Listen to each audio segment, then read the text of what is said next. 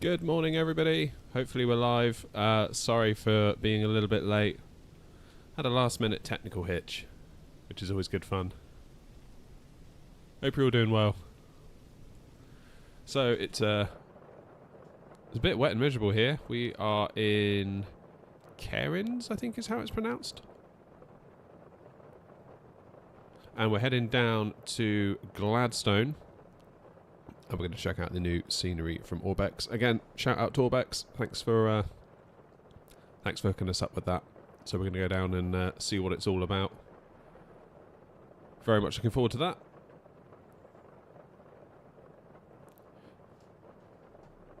And let's get some things fired up here, shall we? Morning, Josh. How you doing? Very good. PMDG setup. Let's get the batteries on to start, shall we?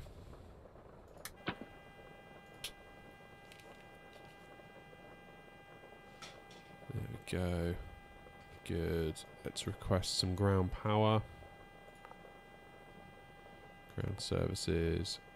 Ground power request. Good times. Morning, Brian.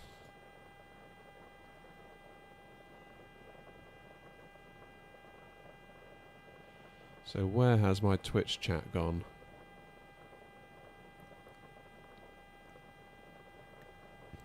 Oh, well done, Callum. Yeah, it's awful, isn't it, that first bit? God, yeah, I remember sitting at the gate at Gatwick for so long, just being like, okay, say something, say something. Then someone else would talk. And then you'd be like, ah, damn it, I should have just said something and then I'd have got in there first. And yeah. And there's like so much stress around like making sure you're listening to what's being said as well, because you don't want to be like, can you say that again, please? Yeah, stressful times. Worth it though, right?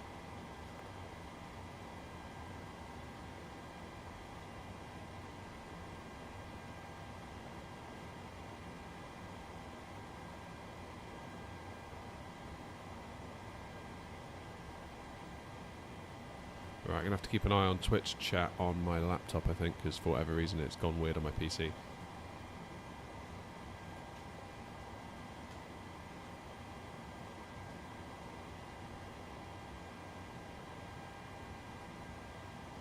Alright, fuel today is actually less than we got on board. What was that? I make it 8, 3, 55. That'll do. And our payload 160 full house today. Wow.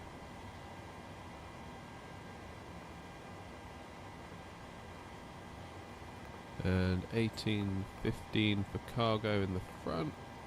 1814 in the back. Gives us a zero fuel weight of 59.7. Simbrief recommends 59.68, which is near enough. That'll do. That will do. That'll definitely do. Morning, Adam. Morning, Simon. Very well, thank you. I feel really tired today. Honestly, I woke up and I was like, oh no, I've got to wake up. It doesn't happen often. Well, it probably does actually, but I feel like it shouldn't happen that often. Okay, let's get some lights on. It's dim. Emergency lights, underguarded. So it doesn't look like we've got any ATC on at the moment. I mean, we're sort of flying to a bit of an obscure airport, so I'm not really expecting anything. Fun little airport, though. Very fun little airport. Very fun indeed. So, let's get the fuel pumps on.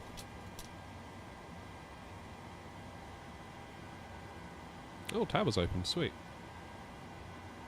That has not yet appeared for me.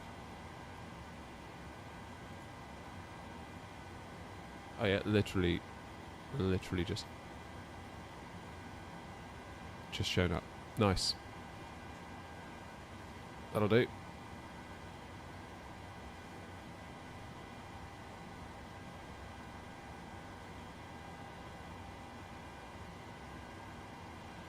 Allegedly we're flying at 31,000 feet today.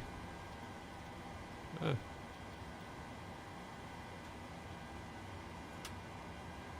Let's get that APU on.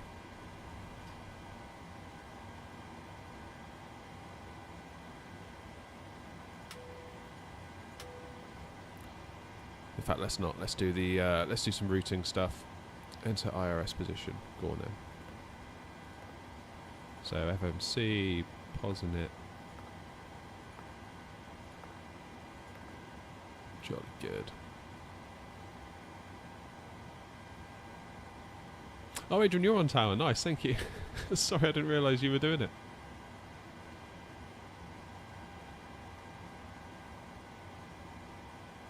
Appreciate it. Thank you very much. Alright, the route is YBCS.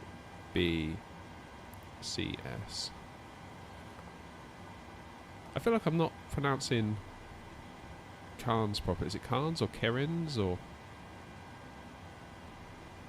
Not being a local, I'm not entirely sure how I'm supposed to be saying it. Oh.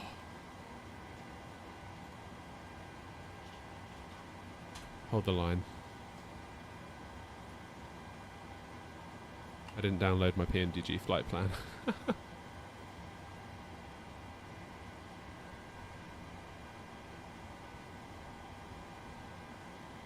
What a muppet.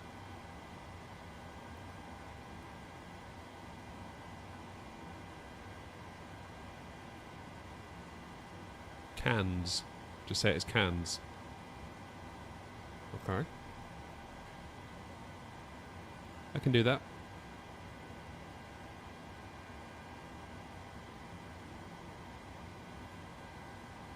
Alright, bear with me a minute. I just need to download my flight plans for the PMDG.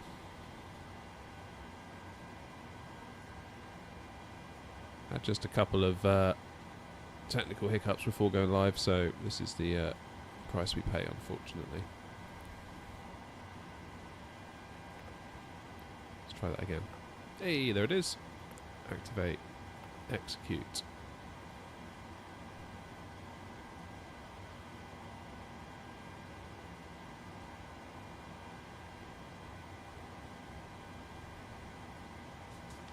Right, well now there's tower online, I better get a notepad ready.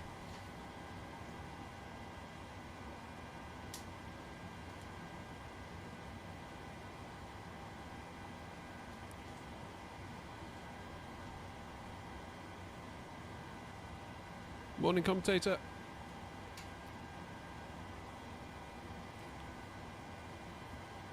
Good morning, good morning. Very good. So, what does my flight plan say? We're doing runway 33.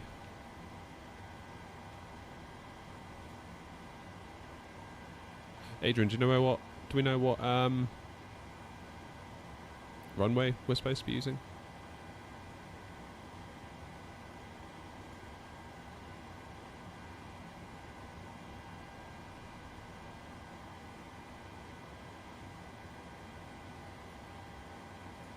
Can't see it on ATIS yet. So 131.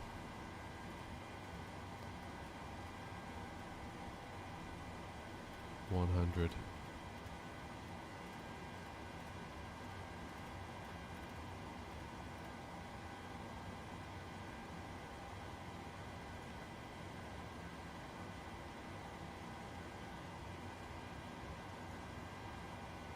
Expect instrument approach. Runway 15. Intersection department available on request. Wind, varying 080 degrees to 220 degrees, 5 knots. Visibility greater than 10 kilometers. Light range 10 to 54. CNH 1001. On first contact with Cairns Tower, notify receipt of information alpha.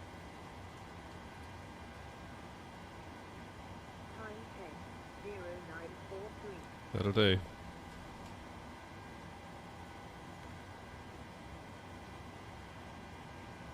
Splatty, how you doing?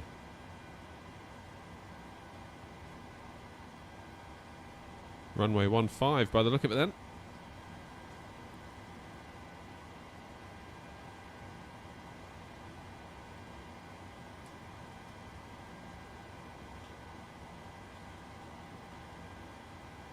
Right, what's tower frequency? Let's get on with Adrian here. 124.9.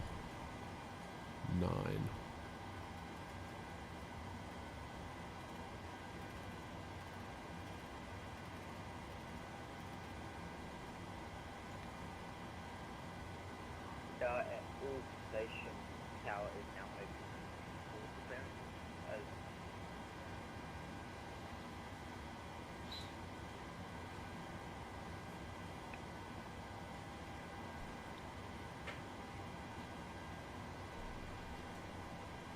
Good. where you are.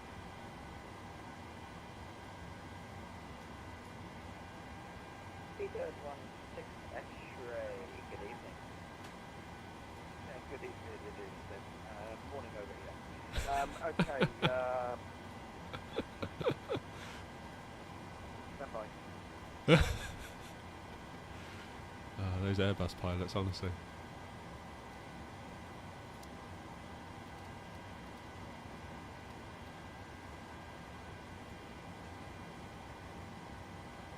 What is it? 10 QNH 1001.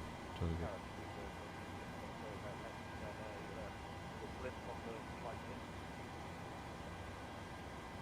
Currently, gate 4, A320, requesting Niagara clearance to Adelaide with information Alpha.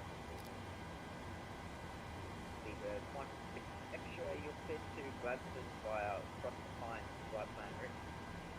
Runway 15, Akron 1 departure, climb by 6000, walk 3261, and departure will be on Uniform 122, that's right.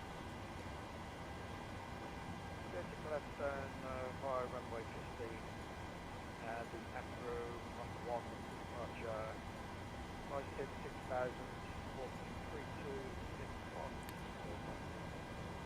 There it goes, it's going to be Akron. Speedbird 16 X-ray.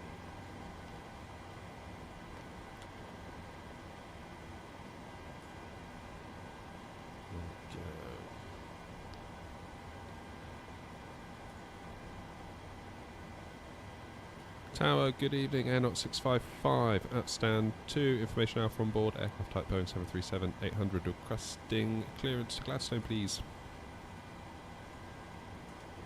And 655, you're cleared to Gladstone via Thrustmaster flight plan route. Runway 15, Akron 1 departure, climb by 6000, walk 4304, and departure Uniform 122, that's right. Akron 1 departure, climb to 6000, squawk 4304, runway 15. And 655. Very good.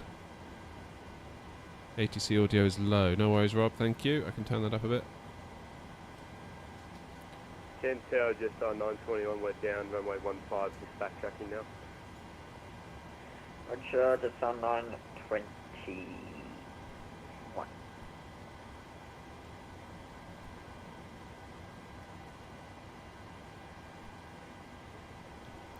Go.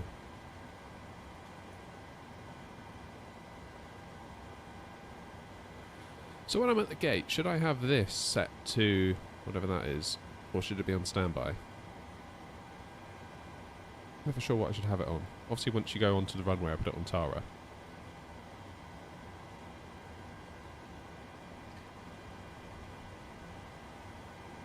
Never quite sure. Right, let's do some departures and arrivals. So we're departing Cairns.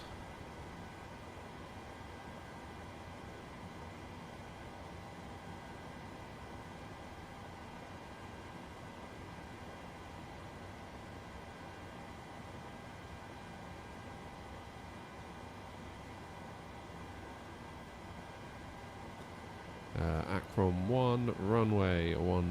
Let's go back to the index, so into Gladstone.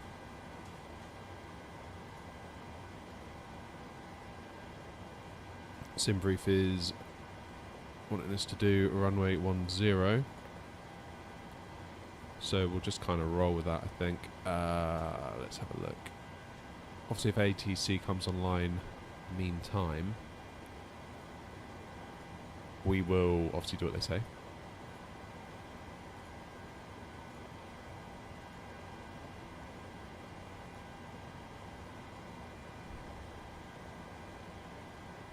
So if we transition via... Just 921 vacated runway 15 on Bravo.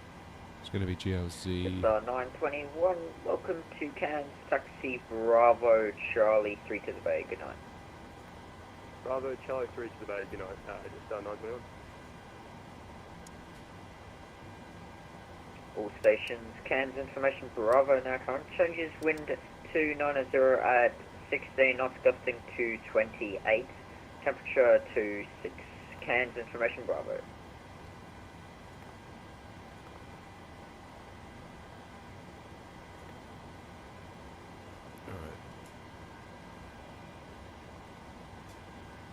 Bravo.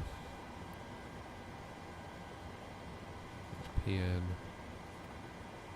So Acrom, then PN. Let's just zoom in a little bit here.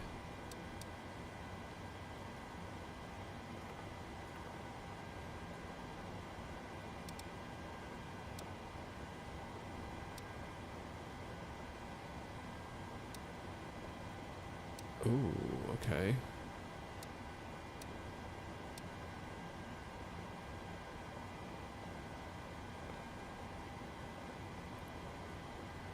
Feels to me like we could probably get rid of GLA here.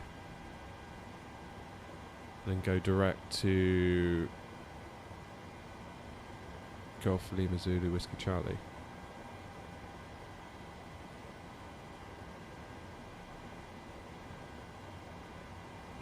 Not sure what to do here. I guess we could kind of teardrop back around, right? Maybe that's what they want us to do.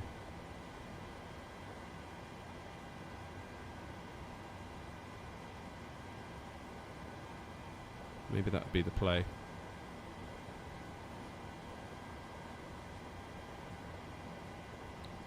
That might be the play. Let's change our arrival. Again, I'm not like going crazy about this approach because of course it could all change.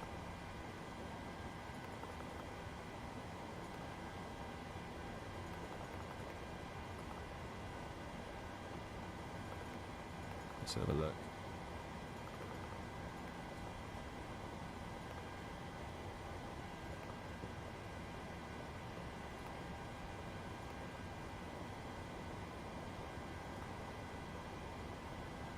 Let's have a little look. Yeah, okay. Well, maybe we'll vector ourselves. If it's on Unicom, I'll probably just take myself straight to Moodon and just get myself in.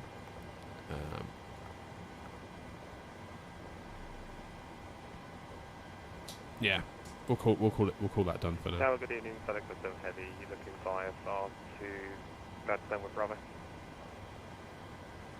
FedEx 57 Heavy, you're cleared to Gladstone via Foster Pine flight plan route, runway 15, Acrom 1 departure, climb bias at 6000, squawk 4210, and departures Unicom 122 decimal 8.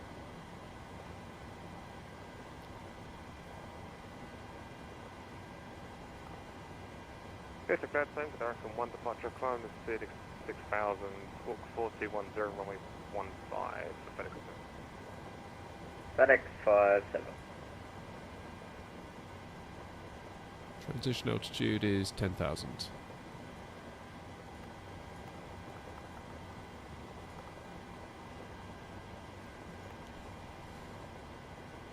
Let's just pull in data from Simbrief. Can't hurt. And use our performance tool for takeoff. 15. It's a little bit wet out there, isn't it? So we'll go with wet.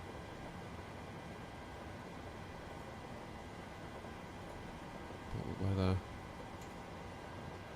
Flaps 5. Selected temp 51. Whoop.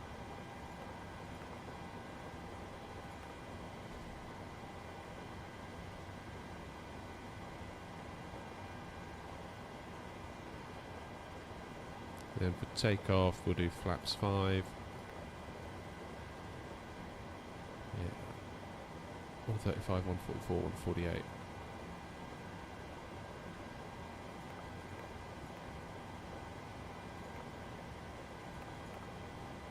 Centre of gravity 24.2, which gives us a trim of 493.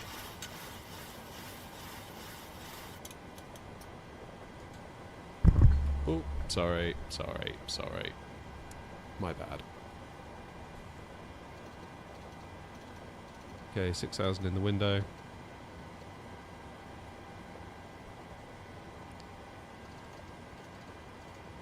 $163 up here.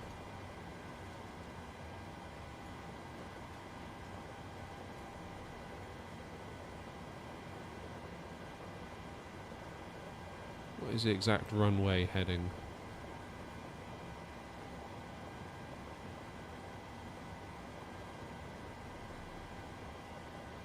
Why does it say the exact runway heading?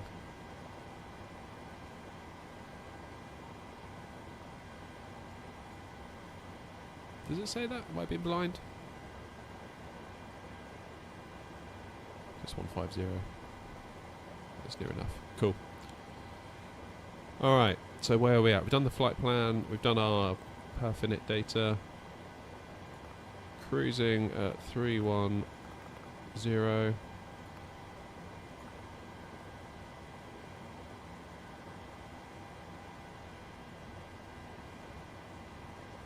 Whole of Queensland, Australia will be covered by ATC. Wow.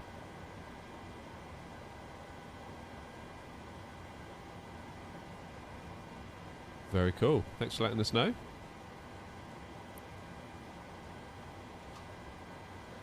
I should probably get some AC on for the folks in the back, shouldn't we? Otherwise they'll start whinging. Let's get that APU on. And we'll start to think about getting ready.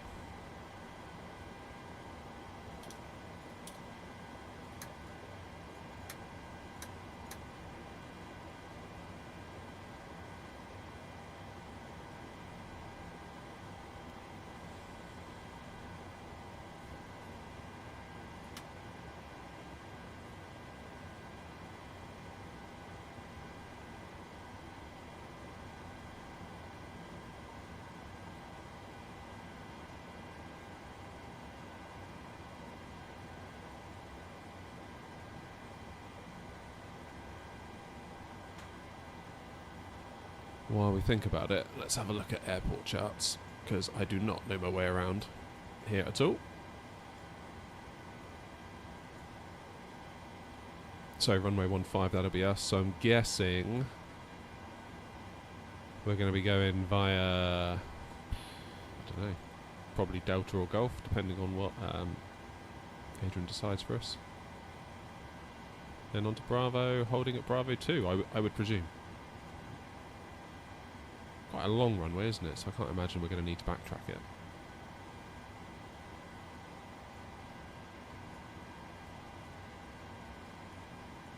That's my prediction anyway. Of course I'll be a good boy and do as I'm told.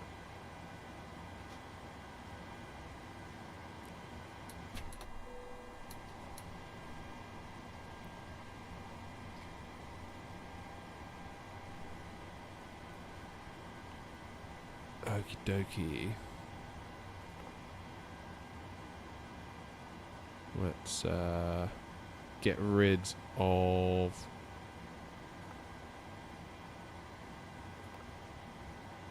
the ground power unit.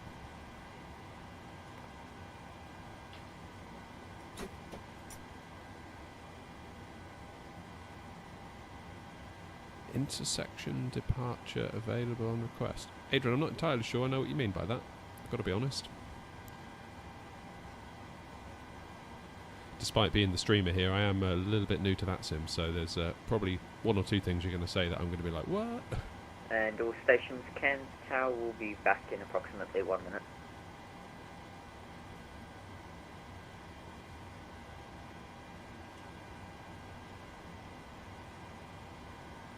Jolly good.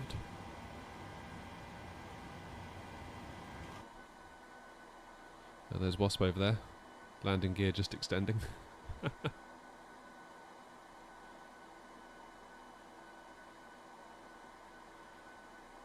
What's an intersection departure then?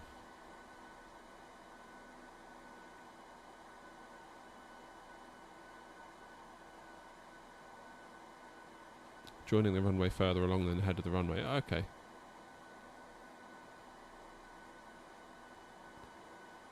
So what would it be normal then, Adrian, to join at Bravo 2 and then sort of go up and turn around?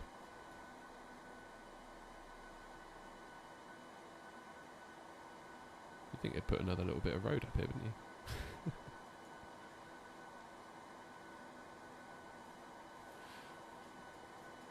Got it. Cool.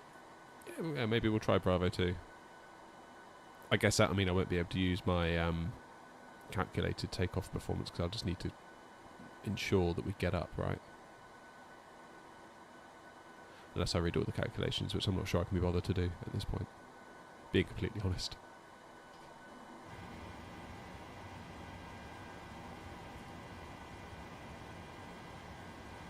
Jolly good.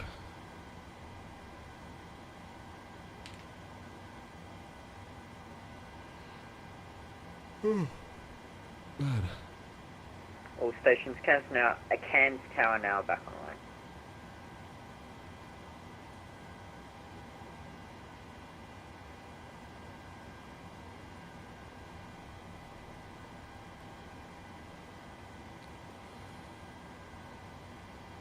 Alright, I'm going to think about getting a push and start on the go. I think let's get GSX warmed up because they take a minute, don't they?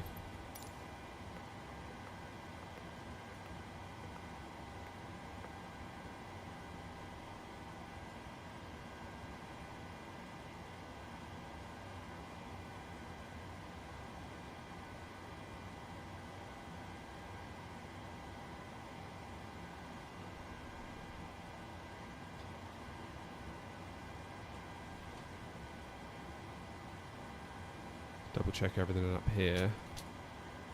Are those going to go out? Yeah. I imagine they'll come back on fairly swiftly after takeoff though. Okay, 50 feet in here for landing elevation.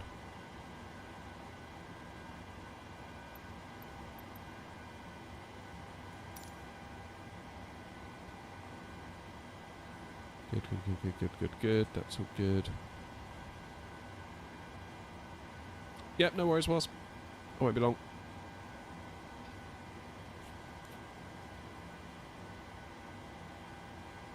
Hello, Captain. We are ready for pushback.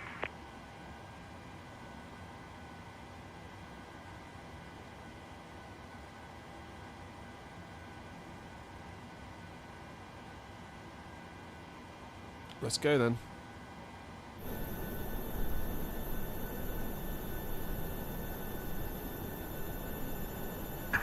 Departure checks completed. Bypass pin inserted. This is a very pretty airport, isn't it? Imagine being a passenger landed into this. How cool is that?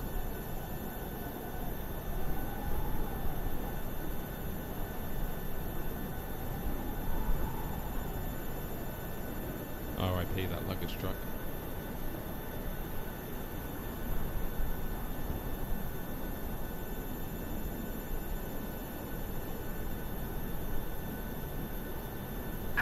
Locking gear.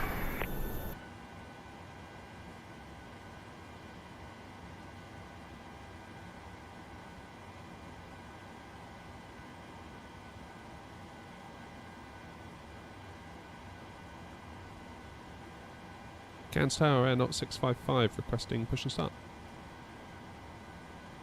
Air Knot 655, push and start approved. Push and start approved, Air Knot 655, thanks. Nose right, tail left for us today, isn't it?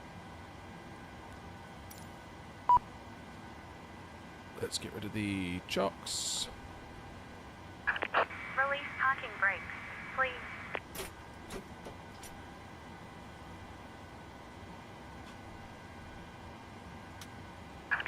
Release parking brakes, please. I literally just have.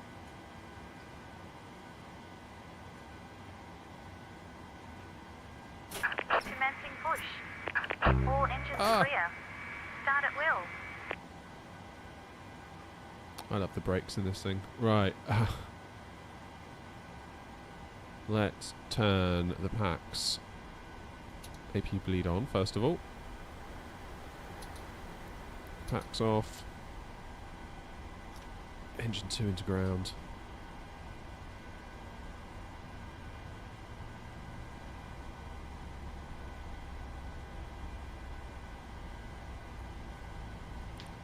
We're getting a little bit of N2 here. Hey Louise, how you doing? That's a very cool teacher letting you watch flight sim during school. Big respect.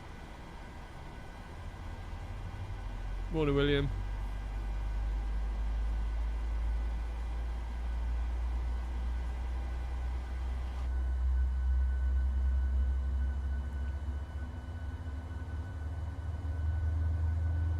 Look at that landscape, that's amazing.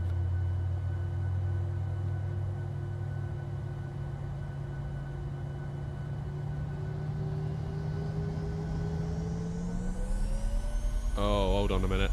Hold on a minute. Hold on a minute. My throttles are still in the Airbus mode. Whoops-a-daisy. That's our FedEx 17 Heavy ready for push.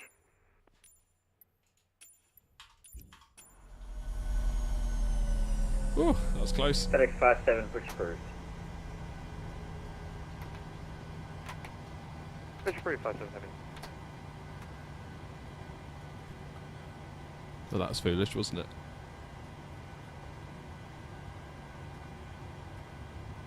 Please set parking brakes. Waiting your confirmation for a good engine start. Is that one of the advantages of using something like SPAD, is that it would just naturally do the right thing without me having to change inputs?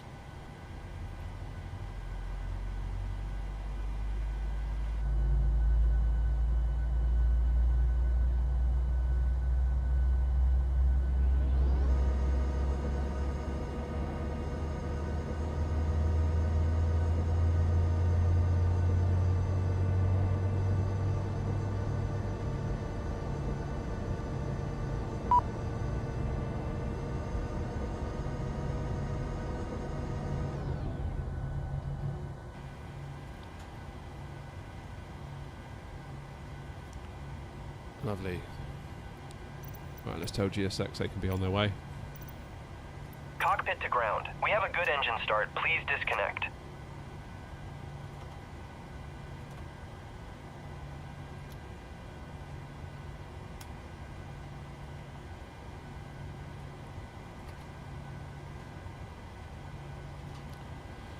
Okie dokie.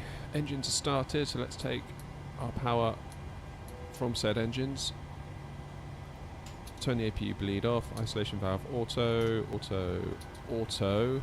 Probe heats Unlocking gear. are on.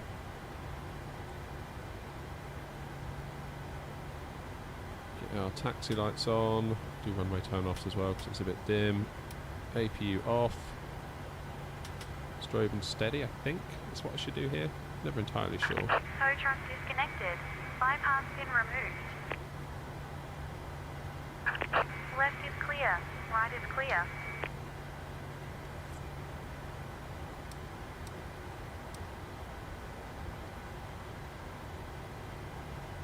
Okay, what am I forgetting? Speedbird 16 X-ray, ready for push and start. Speedbird 16 X-ray, push and start up approved. Push and start approved, 16 X-ray.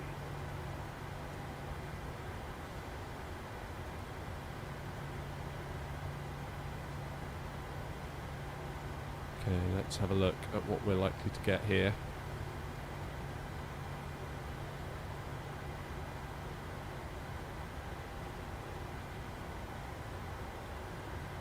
Tower Air 655, requesting taxi. Air 655, taxi, Golf 2, Golf Bravo, holding point Bravo 2, runway 15. Golf 2, Golf Bravo, holding point Bravo 2, runway 15, Air 655.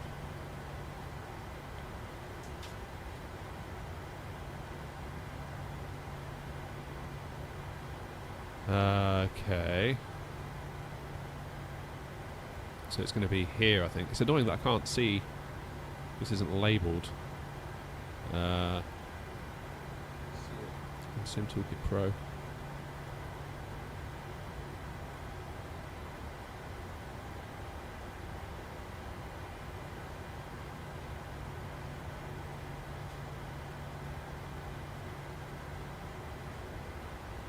Okay, so Golf 2, it would seem on Sim Toolkit Pro says up here.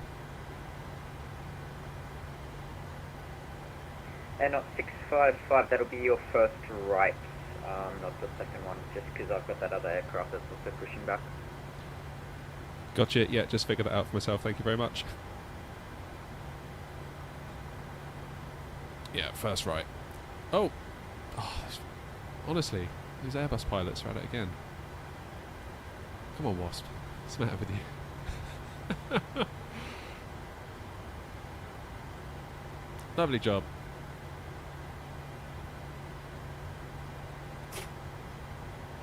Let's get the old yoke cam on. Get out of Wasp's way before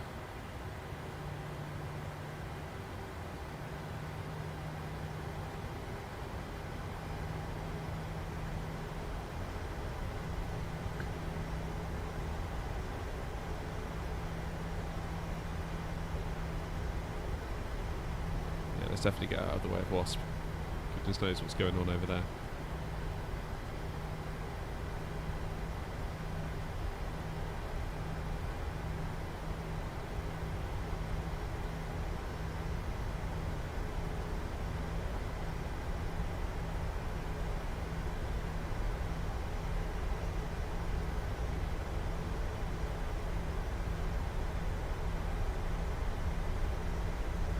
I do love the head tracker for on the ground, it's so good.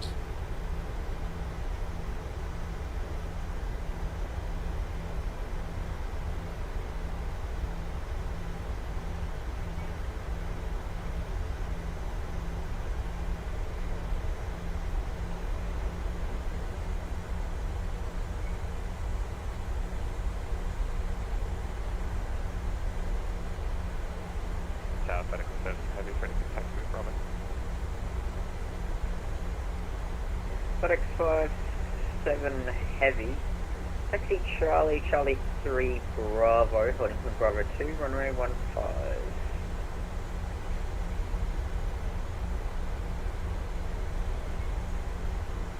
15 for Charlie, Charlie 3 Bravo, runway 2.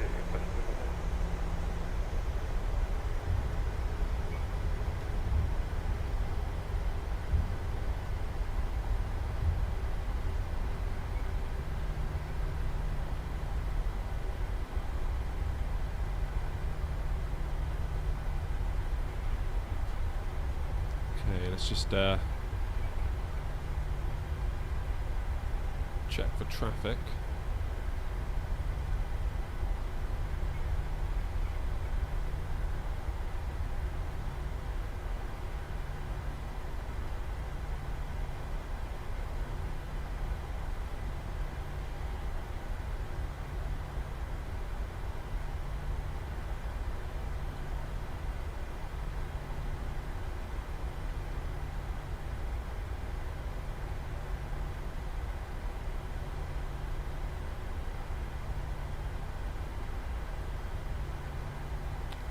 Oh, okay.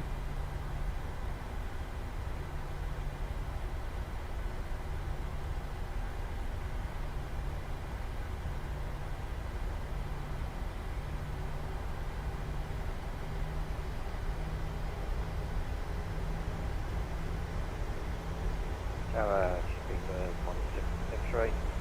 Ready to taxi runway 15. Can take Bravo to interception. Speedbird 16 X-ray taxi Delta Charlie 1 Bravo, holding point Bravo 2, runway 15.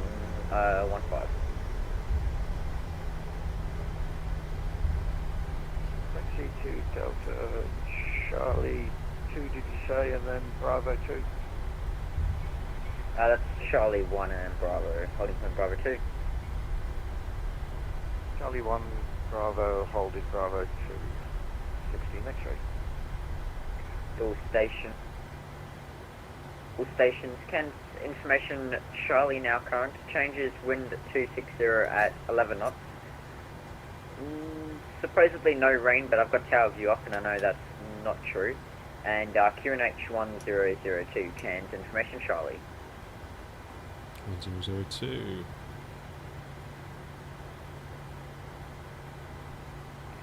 And 655, just confirming you can accept departure from Bravo 2, you don't require full length.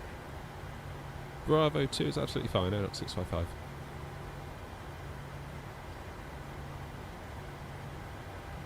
Roger, call for when you're ready for departure. Not 655, yep, we're ready to line up and wait. And 655, runway 15, cleared for takeoff. Clear for takeoff, runway 15, not 655, thanks. And FedEx 57, just confirming you will require a full length. Sounds fine, no. 57, heavy, thanks.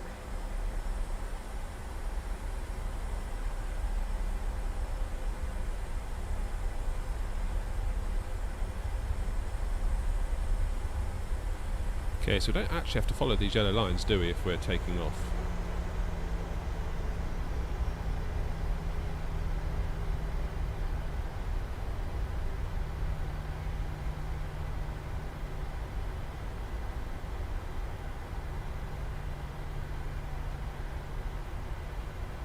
Jolly good. Right, let's start the clock.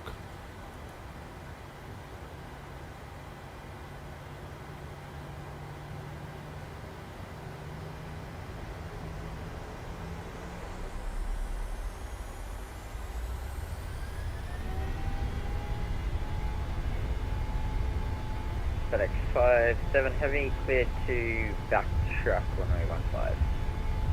Check on 5, 80 knots.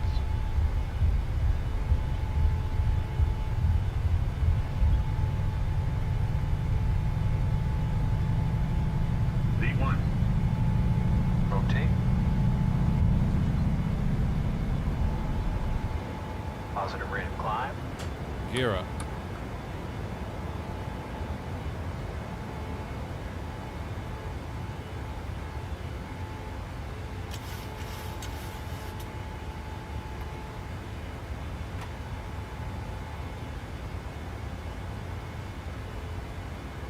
Bank angle. Speedbird 16 X-ray, just will be a short delay for the backtracking. Bank angle. FedEx traffic.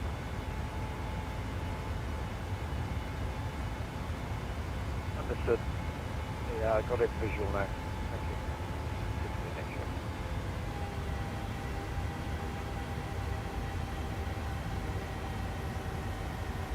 And 655, unfortunately, no further ATC, monitor Unicom 122, decimal 8. Have a great flight.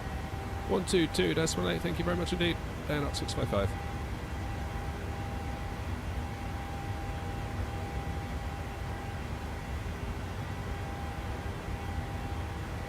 Right, these are some tight turns, eh?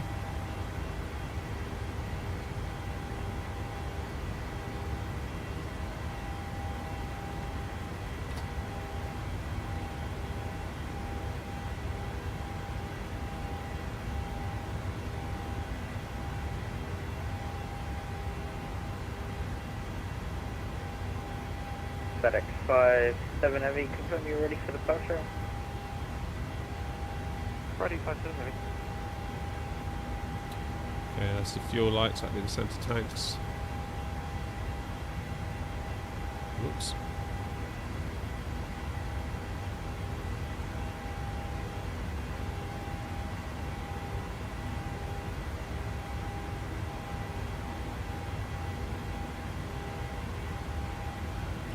I'm going to get myself a speeding ticket here, aren't I?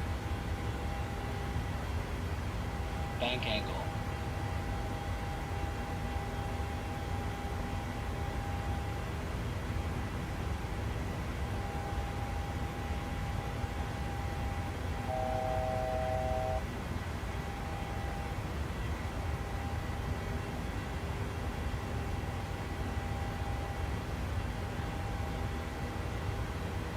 Alright, let's clear ourselves up to 310 now. We're on Unicom.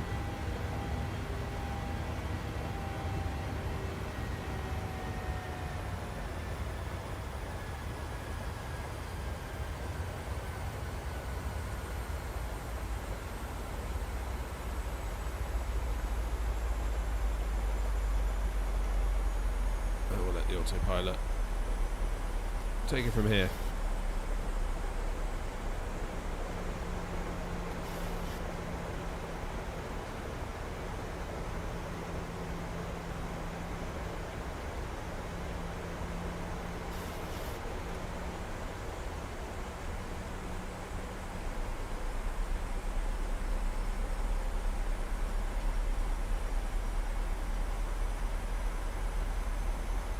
Well, that's quite a nice departure. Quite a tricky one. That I felt like the turns the plane was asking us to do were tighter than what the plane was able to actually do.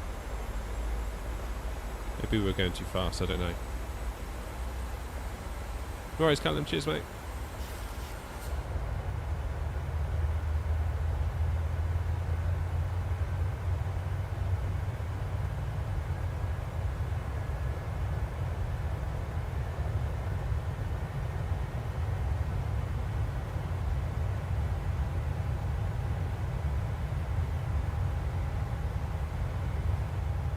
Hey, Oz Flight Simmer, how you doing?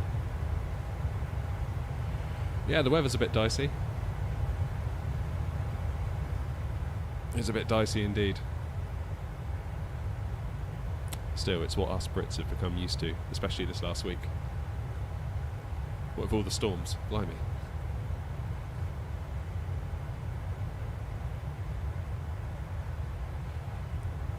Edinburgh was certainly good fun the other night.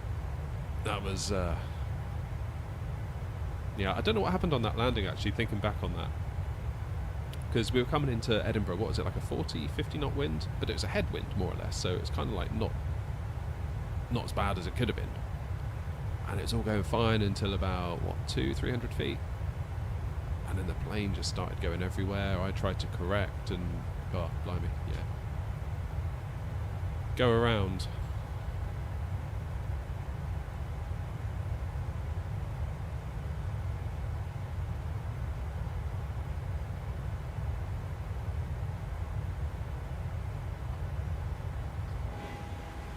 Jolly good, there's 10,000 feet. Standard pressure, let's get the lights off. Whoops. Out of continuous.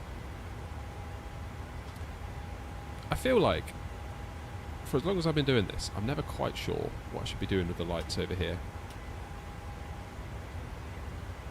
At this point in the flight.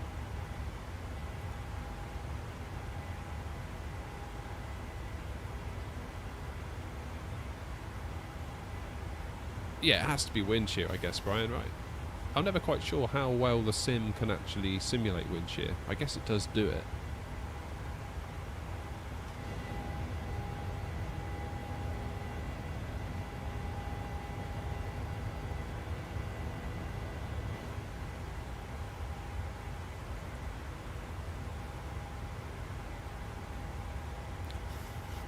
Anti-collision on? I thought I had anti... Oh, the lights you mean, sorry.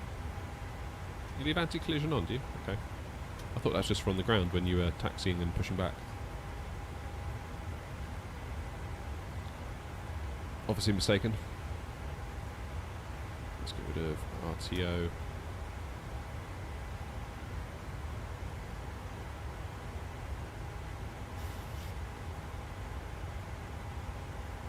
Strobe on, collision light on. Beautiful, thank you. So when you say strobe, you mean strobe and steady, or just steady?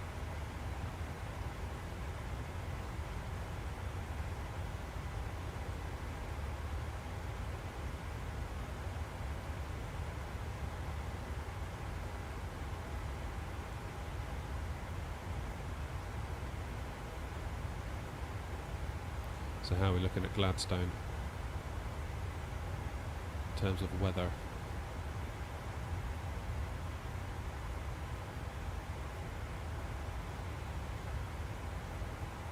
One, 3, 0 and 10. Okay. And we're landing on runway 10. So yeah, that's alright, isn't it? We'll be alright.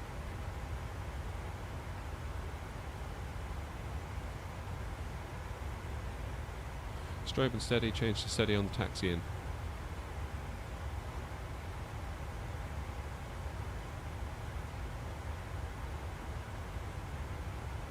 Oh, nice one, Adrian, thanks.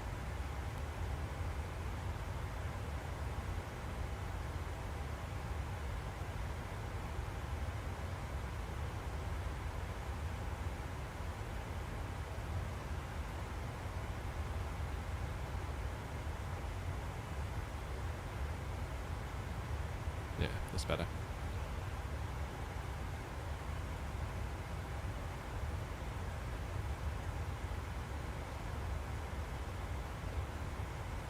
So, do we just transition on final, do we think? Adrian, have you got any rough idea what we might be asked to do? Looking at what's on screen right now? I presume the direction we're coming from, it's going to be Whiskey Charlie or final, right? I mean, final would seem to make sense.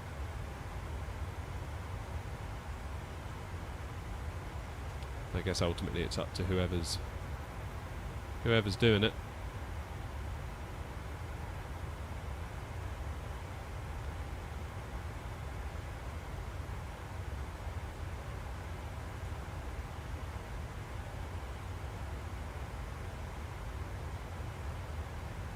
Let's try that.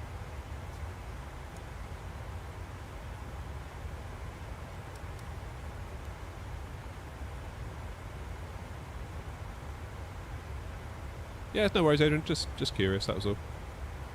No biggie.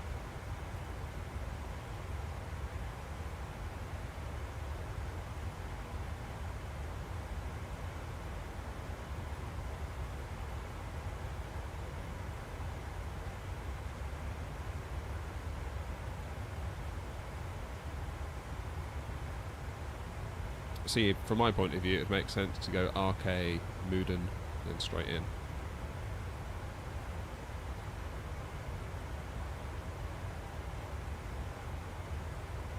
And remove this GLA step. We'll wait and see.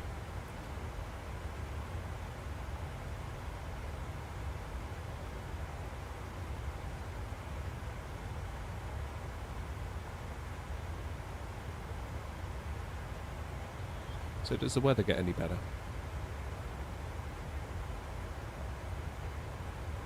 It might do. I think we're actually in the worst of it at the moment. We're sort of in the thick of it.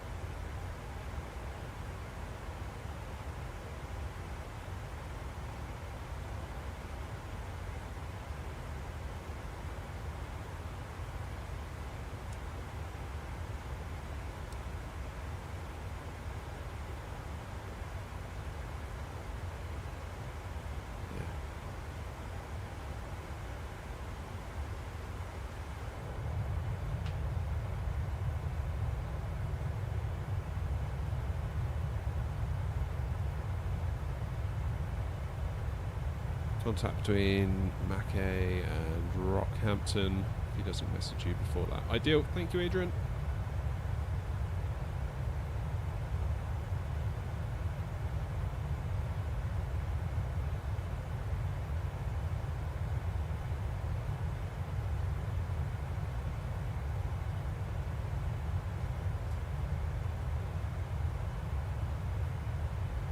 So I'm multi-streaming to Twitch. And there's not a lot going on over there, I can tell you. It says I've got one viewer, but I'm fairly certain that's me, because on the page where you look at your chat, it also shows you a video preview of what's going on. So I think I'm my only viewer over on Twitch.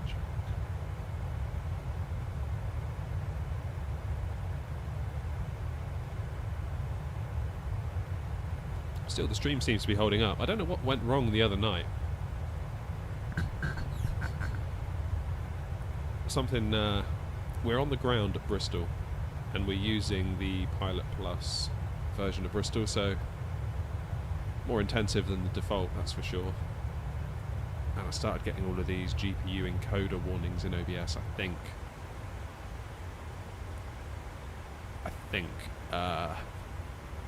There just wasn't enough bandwidth to go around.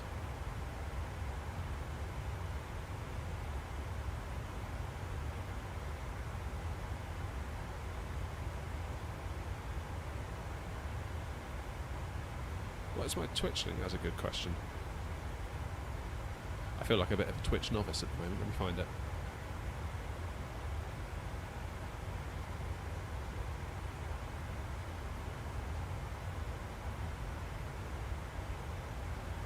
Hey, and just like that, we got someone in the chat. Hi, Rustique.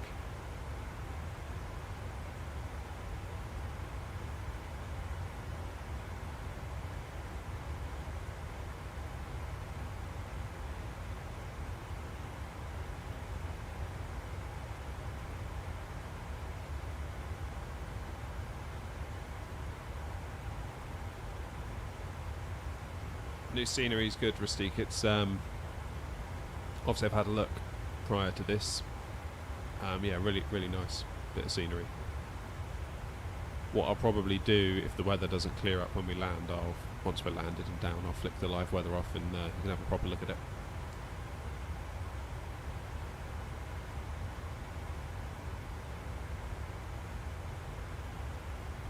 Great weather indeed, yeah.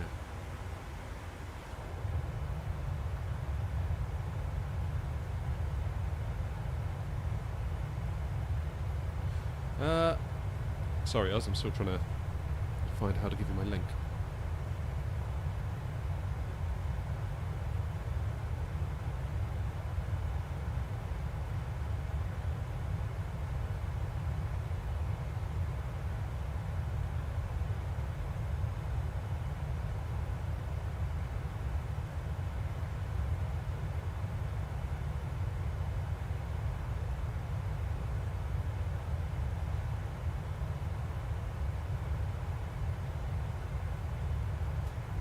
There it is.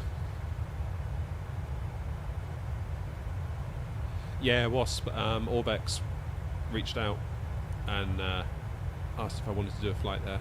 So I was like, yeah, why not?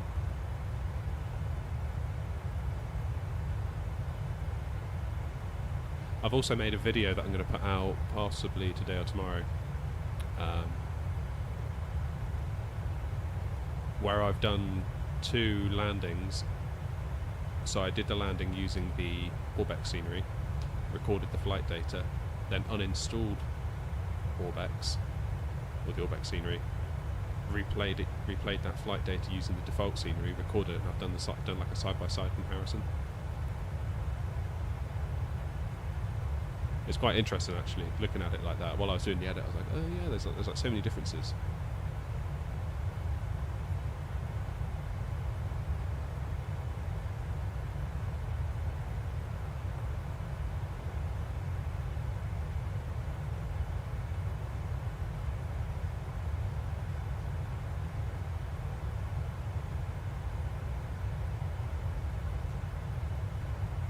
Hey, Oz Flight Simmers found me on Twitch.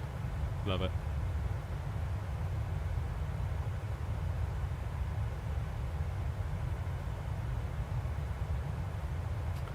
Oh man, these clouds are getting a bit dull, aren't they?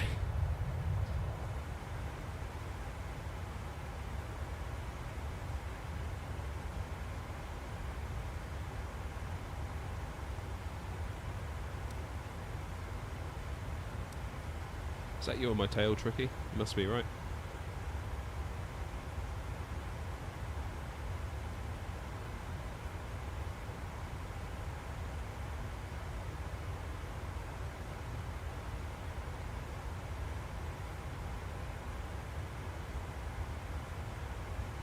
Yeah, the clouds are very, very high, aren't they? I'm surprised. I mean, we're only at flight level 270, but it's still higher than I would have thought.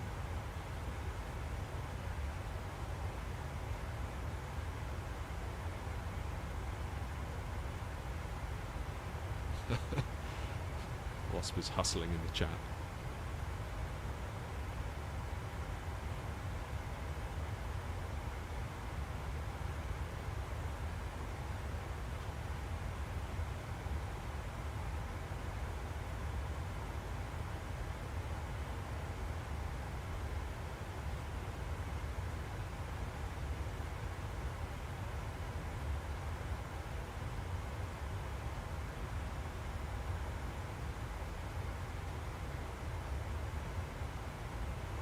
Yeah, it's fairly quiet up this way, isn't it? You look on map.vatsim.net or whatever it is. Quite a bit going on, Sydney, Melbourne, that sort of way.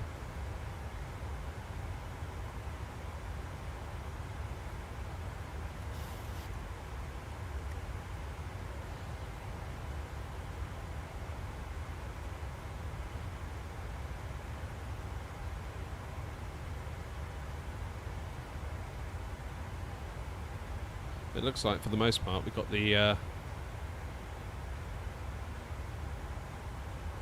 place to ourselves. And some blue sky, look at that.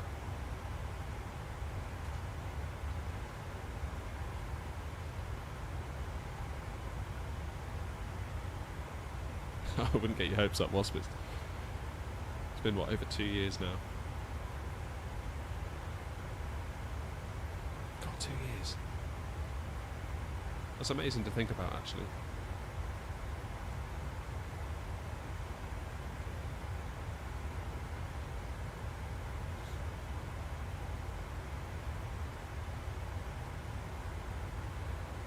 Also, like 2 years ago, I remember thinking, like, I barely knew what the fly-by-wire was. All this only started because my wife said you should upload one of your landing videos to YouTube, see if people like it. I was like, what? Why would I do that? Doesn't sound like this. Anyone would want to watch that. And that was just about the time that YouTube Shorts was starting to become a thing, in response to TikTok and all of that. So I was like, oh, I'll do like the last 20 seconds or whatever on approach into somewhere. I was like, huh, people watched it, no way. I'll do another one, it's probably a fluke. People watch that one. Do another one. People watch that one. So okay, maybe there's something here after all.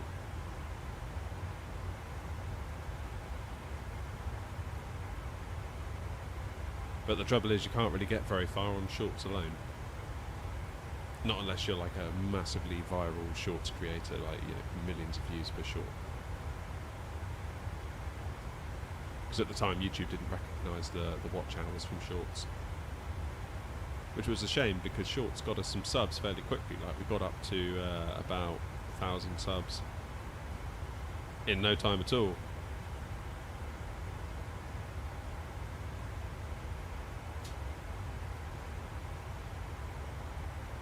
It was the watch hours. It's the watch hours we didn't have. And I remember, like, doing the maths on it. That, well, I'm up to, you needed 4,000 watch hours, and I was like, okay, so this is only like a year ago. So you need 4,000. I've got about 2,000. So if I can do, if every stream I was getting maybe 10, 12 hours of watch time. So it's basically like dividing 2,000 hours by 10, being like, I need to do X number of streams. And then I'll get there.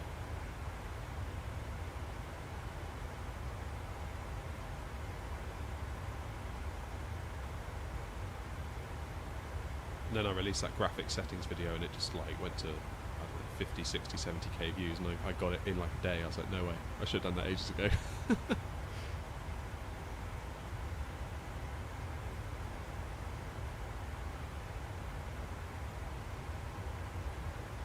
So, lesson learned. If it feels like you're slogging away, making slow progress, which I was on the streams, maybe try something else instead of keeping on and keeping on and keeping on. There's no tower in Gladstone.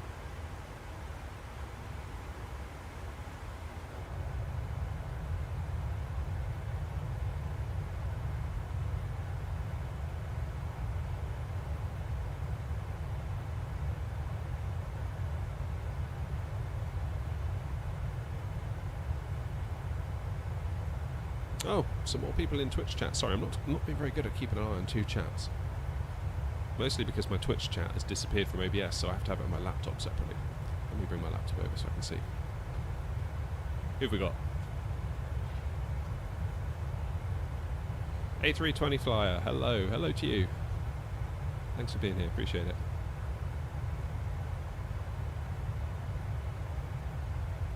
Yeah, the stream seems to be keeping up. I was a little bit concerned because obviously when you do multi-streaming, there's a couple of ways you can do it. You can have your PC encode a stream to YouTube at a certain quality, and you can have your PC encode a second stream at a separate quality to go to Twitch. Oh, okay, so it's you. Nice. Thanks, man. But of course, you're then doubling up on that overhead of the encoding requirements. And it's okay for now. It's okay for now, but like I say, I'm on the ground Bristol the other day. I was getting all sorts of errors in OBS. I think just basically the double encoding and all the GPU requirements of the sim. Yeah, I think the GPU is just like, can't really do an awful lot more.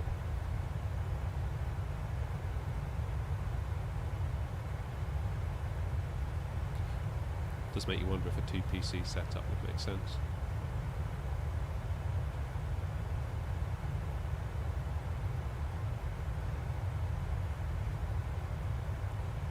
Which it may do. Look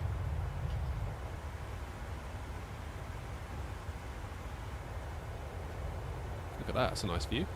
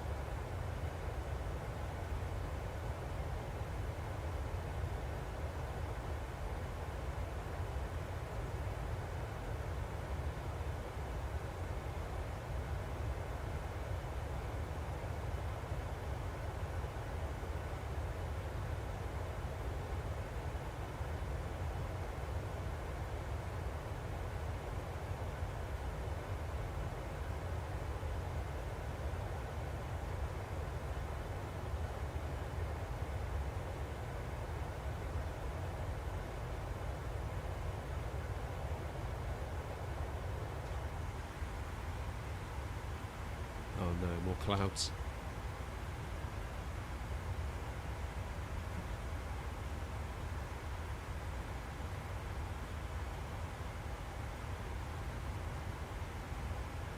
This should be the last little lot.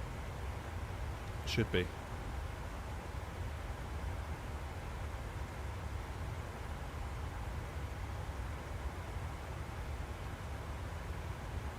So you imagine like a radar pattern of a storm.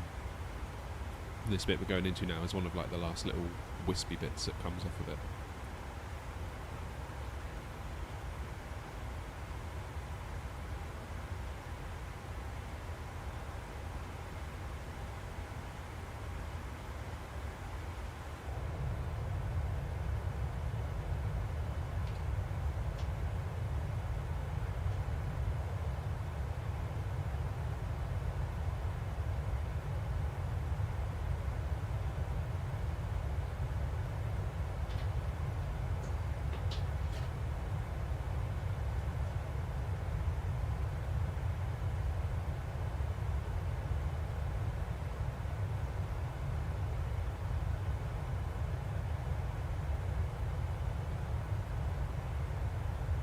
Did I hear right the other day that the Aerosoft A330 is being pushed to Flight Sim 24?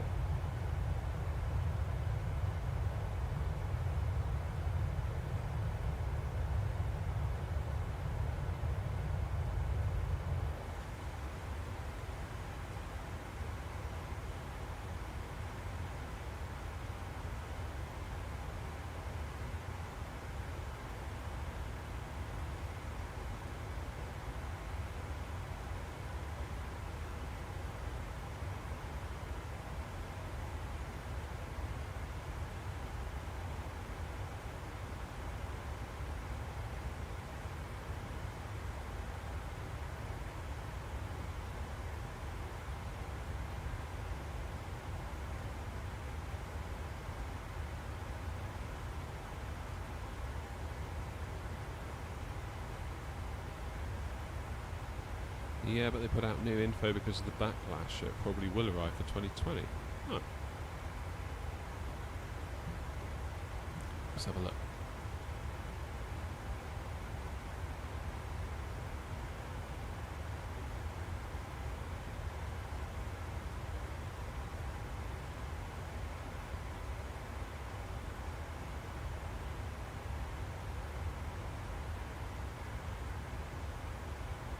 Yeah, update. We've been contacted. So this is fselite.net. Obviously running with that story, saying update. We've been contacted by PR rep at Aerosoft, who's confirmed the A330 is indeed still coming to Flight Simulator 2020. The initial posts made by the team on social media and their website were not made clear. So it's more that they're delaying its release until Flight Sim 24 is out, which buys them more time, but it will also still come to 2020.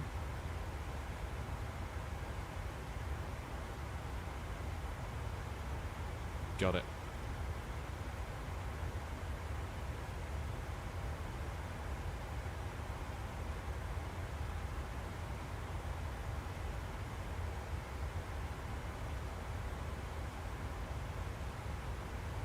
Because I don't think there's any technical reason, is there? Because wasn't that one of the things that Asobo came out with pretty quick? They said that basically all your stuff that's in 2020 should work with 24.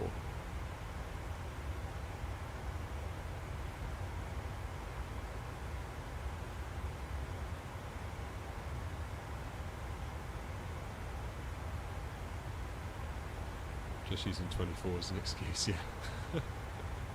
Well, as someone that used to work in software development, I can kind of relate.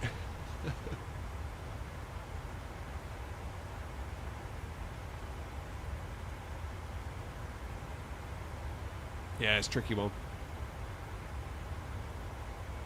I can see it from both sides. From the consumer point of view, I can understand why there's the frustration. From their point of view, like, things happen. There's a lot of moving parts. People come, people go, the team changes, that changes the dynamic, that changes the internal skill set. Things have to slow down, things have to ramp up. Tricky. It's tricky.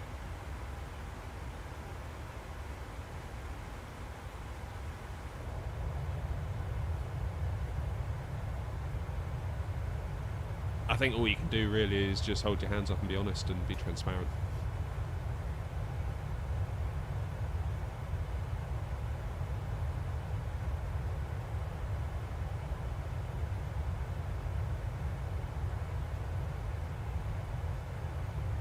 It's when you sort of be like, yeah, it's fine, it's definitely going to launch, we're on schedule, then the day comes and it's like, oh yeah, we're not actually on schedule because X, Y and Z and all these reasons. It's like, well, those are valid reasons, but why didn't you tell us that like 3, 4, 5 months ago? Because A, we could have planned for it, B, we could have maybe done something about it, you know?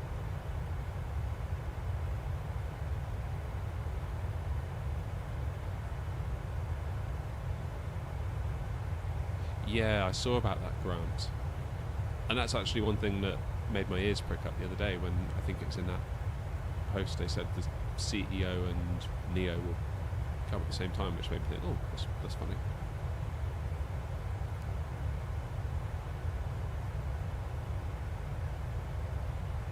I wonder why the German government are giving out grants like that to game devs. Is it to just kind of get people into the industry or attract talent to the region? They must have a reason, they're not just going to give money out for nothing, are they?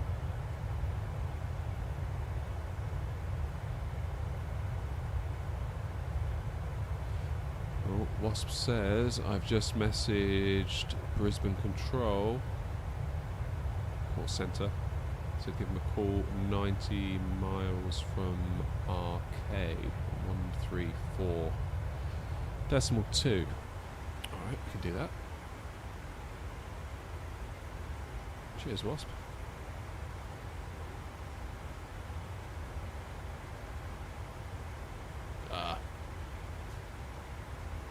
I hate doing this with a mouse.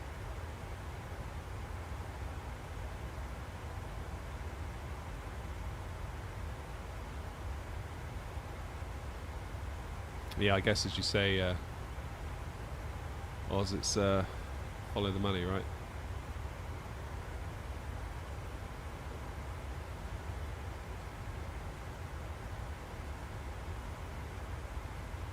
Yeah, so 90 nautical miles from RK, was it you said, Wasp? Oh, it's still got quite a way to go yet.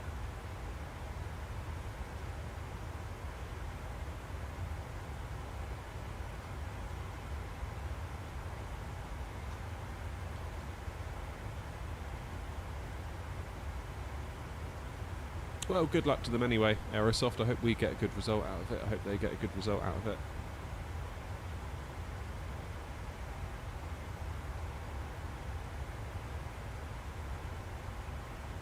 Yeah, absolutely. Aerosoft would be crazy not to take the money. I guess I'm just confused at what the motive is from the German government.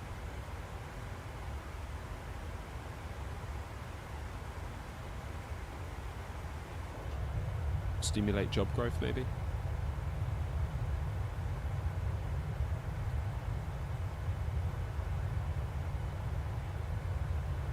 Got to look at VATSIM radio. Saves all the hassle of twiddling the knobs with the mouse. Okay.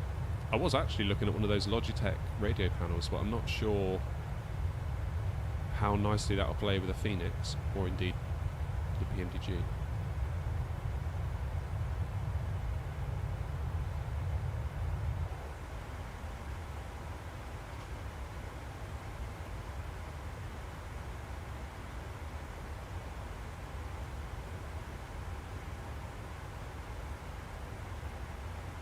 So we'll see.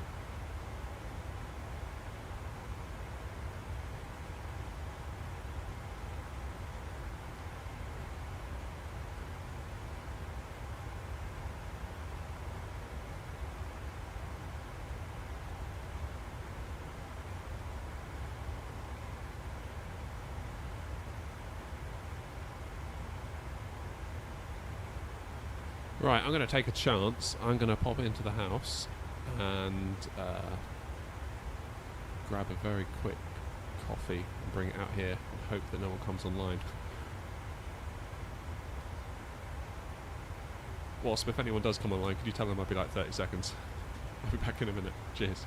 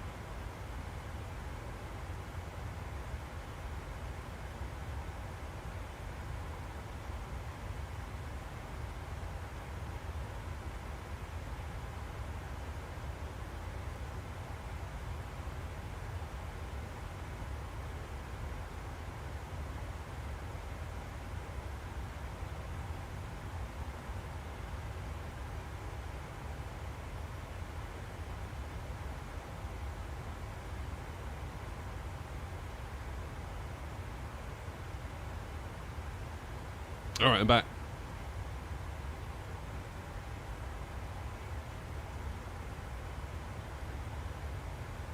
With a coffee, so I'm happy now.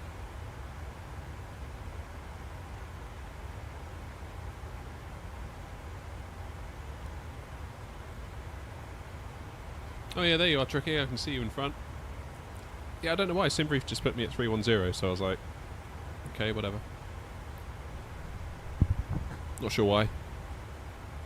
But then with all the technical hiccups we're having this morning, I was kind of like, whatever.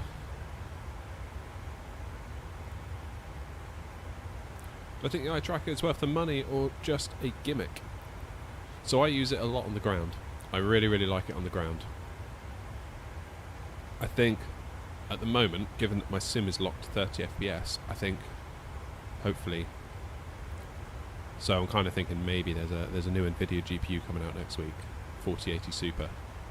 I've kind of got my eyes on it. I think if I can get a system that can do locked 60, it'll be even better than it is now. It's really nice as it is at 30. But yeah, on the ground, looking left, looking right, seeing where you're going. Really like it a lot.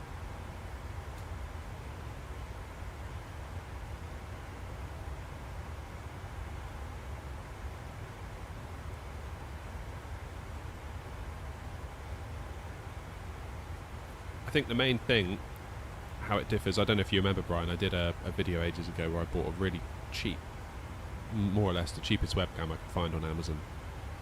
I think it's like £7.87, which is 787, so I was like, well, I've got to buy that one. So I bought that one, and I used the free software to get it to work. And that only tracked your head movement. Whereas Tobii Eye Tracker does your head and your eye movement.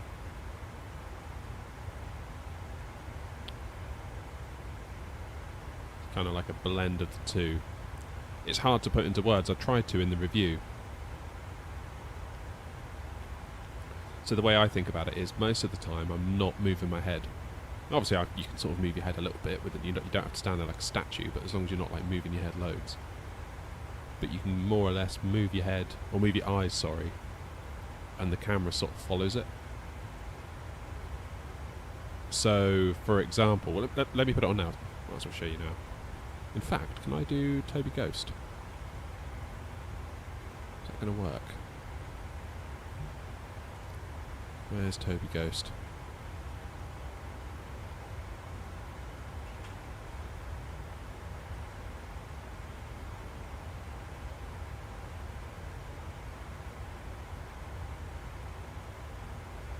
Unsure.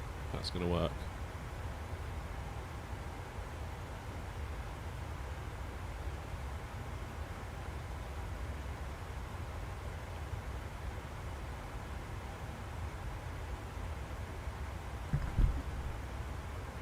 So if I put the head tracking on now,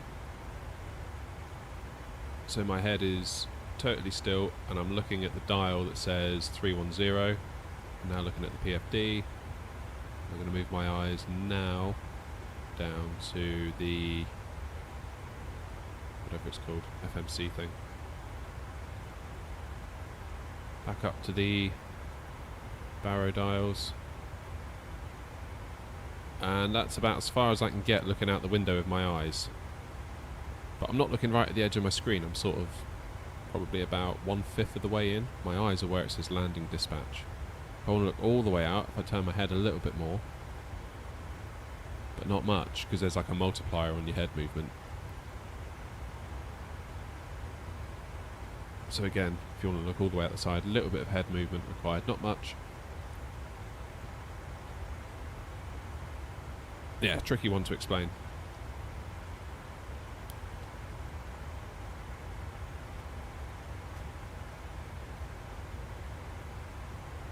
Oh, you got a track IR Wasp, nice. Haven't tried that one, also I've only tried the Tobii.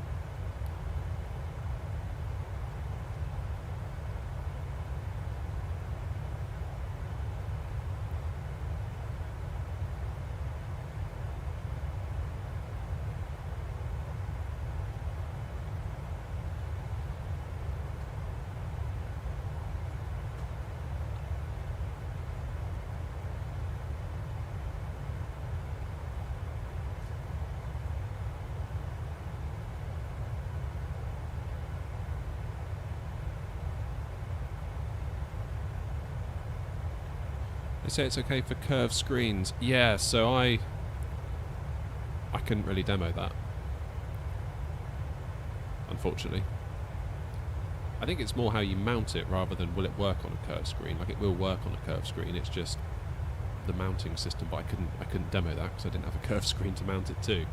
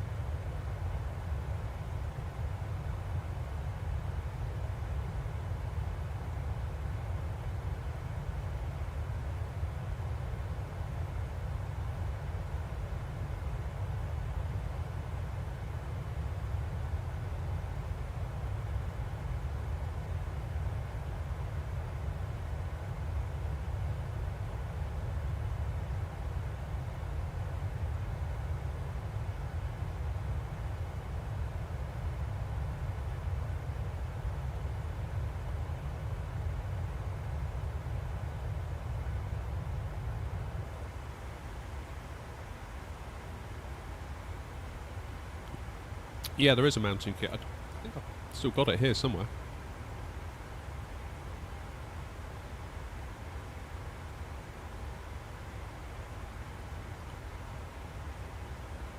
Yeah, that takeoff and departure is a bit weird, Adam. I don't know whether I was perhaps going a bit too fast, but I struggled to make some of the turns. Yeah, max speed 250 knot.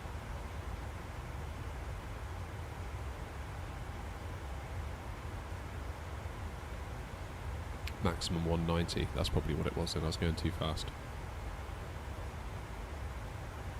Lesson learned.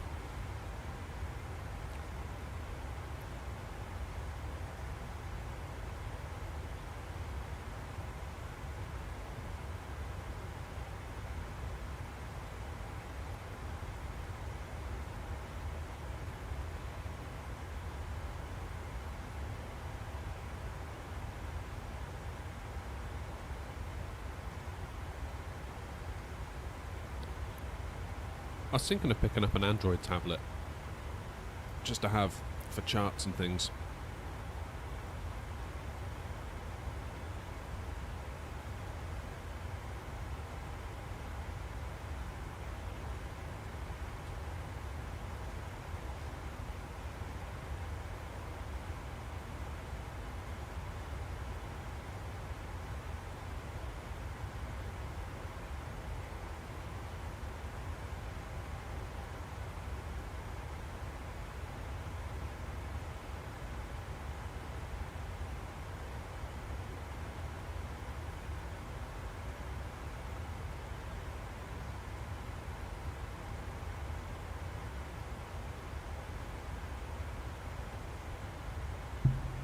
And yeah, like you, Wasp, I think that's kind of what holds me back with VR. It's like I kind of like having all the hardware, buttons, and stuff to fiddle with, you know?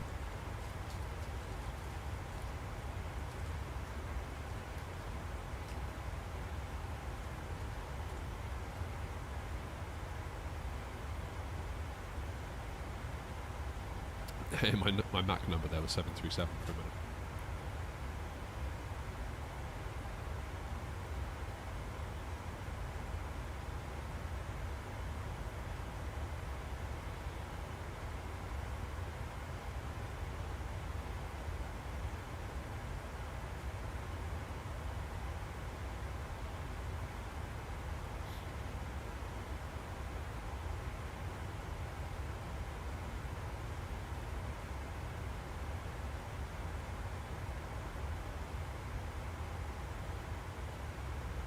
So in about, what, 50, 60 miles, we're going to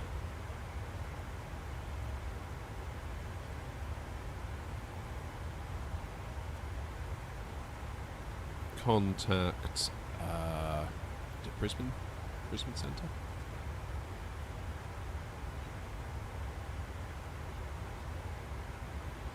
Is it Control or Centre in Australia, would you call them?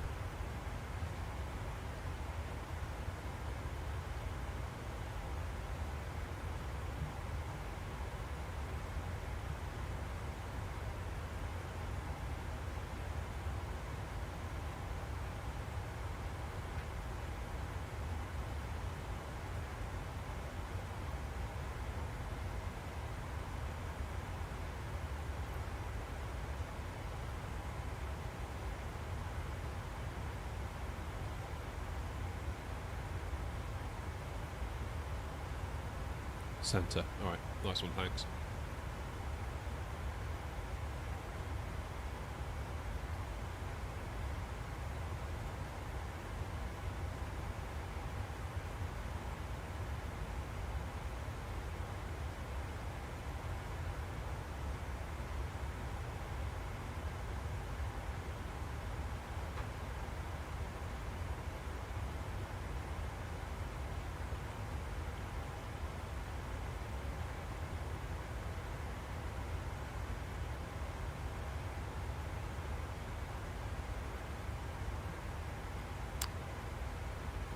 I think I asked you before, but I don't think you understood. Like at the moment you're looking at the lower screens, yeah. If you look up at the overhead panel, if you look up, will the overhead panel come into view, or do you have to bring it in manually? So let's try. So head tracking's off at the minute. Okay, now it's on. There we go, now I'm looking up. However,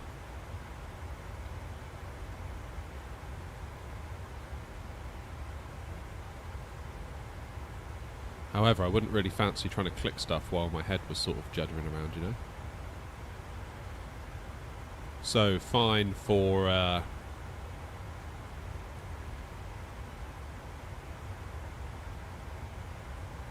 fine for checking things, but I wouldn't necessarily want to be clicking around and doing the cold and dark setup with my head kind of at an angle. I think really where it pays off is on the ground.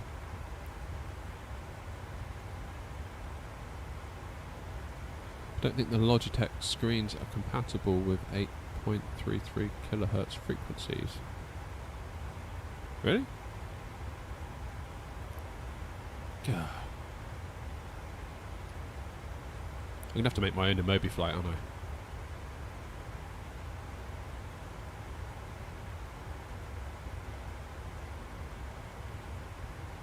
At the risk of sounding a bit stupid, Simon, what do you mean by 8.33 kilohertz frequencies?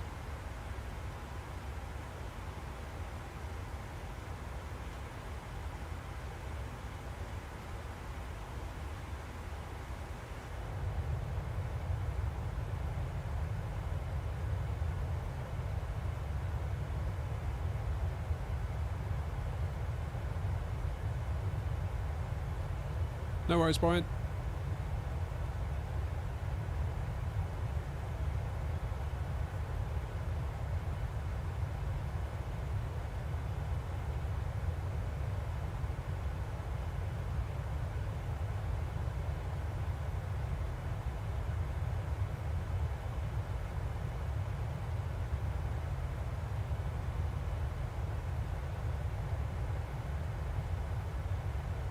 Yeah, for me, it's all about on the ground.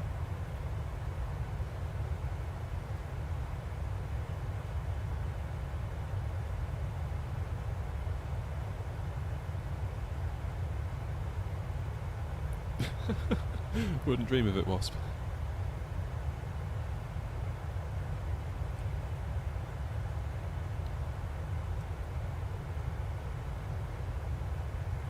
I did write to Toby and actually say that I think one feature that'd be really nice is if you could move your head and then almost like have a pause button, so it locks where your movement is and then releases your head from the head tracking.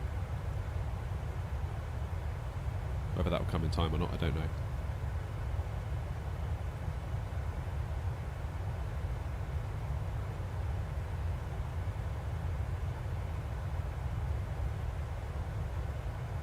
But yeah, I love it for on the ground. Like, I think I probably made clear in the video, like just on the ground, taxiing around. So useful. Especially on VATSIM. Oh, you got the A320 FCU. Nice. That is rather cool.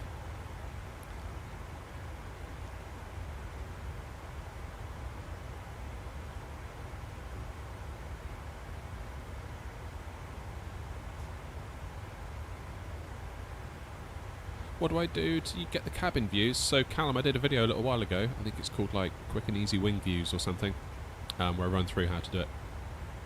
You can just do it yourself if you don't mind editing the camera config files, or you can go on flightsim.to, and there are people that have already made their own that you can just sort of drop in. but then obviously you're stuck with whatever they've made. If you don't like them, you still then have to edit it, which then begs the question, why not just do it yourself from the start if you've got something specific in mind?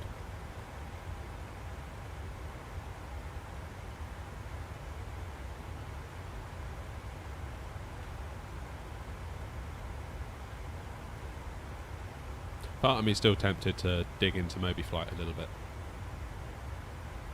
See if I can do something like here. I'll put the camera on.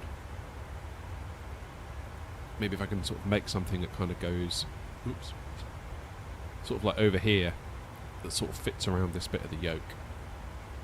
Sort of slots on top. If I could 3D print something, make something. Maybe get some like dials. Maybe lift the telly up a little bit.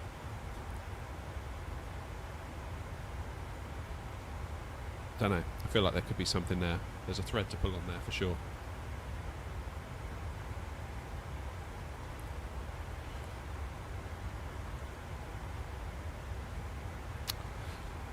So Wasp, it's probably about time we contacted Brisbane Centre, isn't it?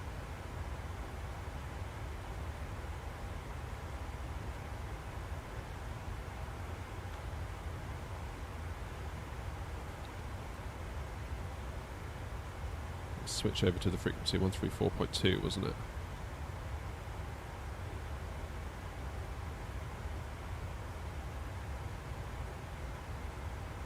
Although it's changed now.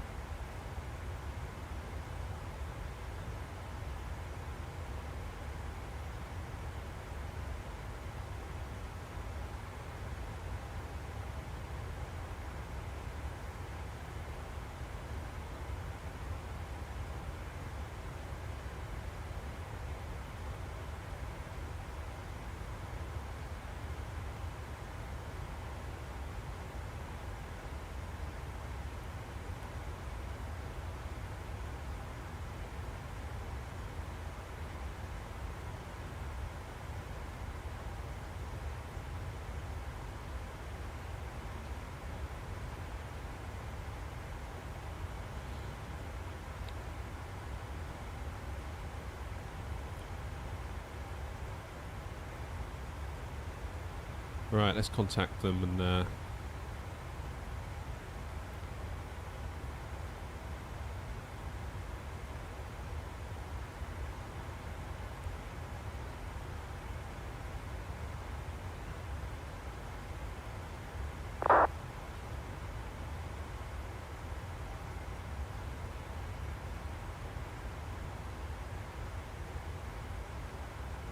$30900.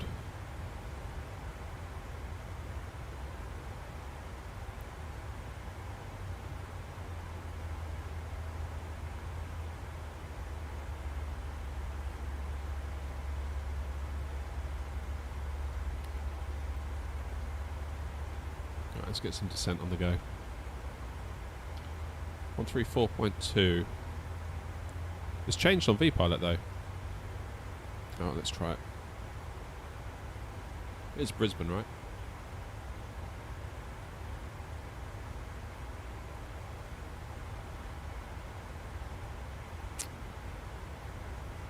Let's see if he answers. Brisbane Centre, Air 655, flight level 310, just reaching top of the sun.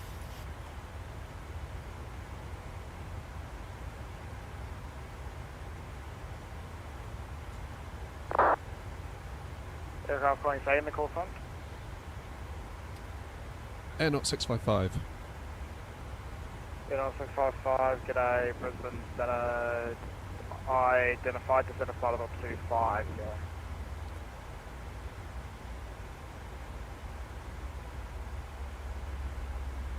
55 descend, flight level 250. 250, Air 655, thanks. FedEx 57, descend, flight level 130. 130,578. They're doing that extended stuff again that confuses me, aren't they?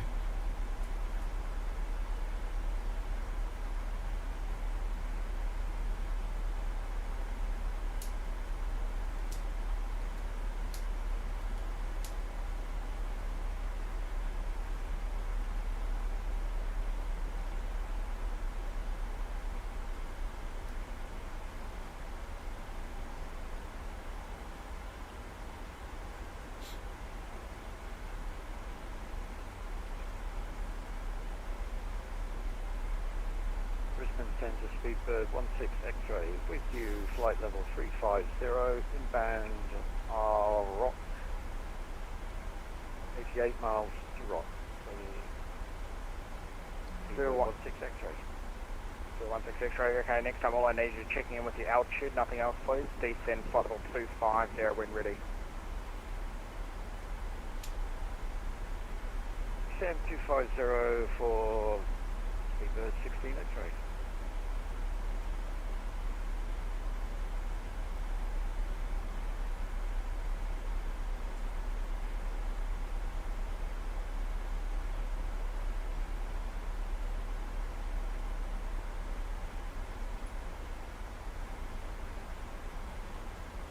So, let's have a look at the legs.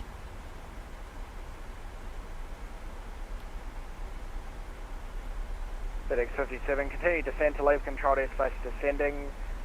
Gladstone IFR traffic 737 estimates Gladstone at time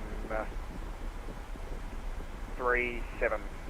The area count H 1010.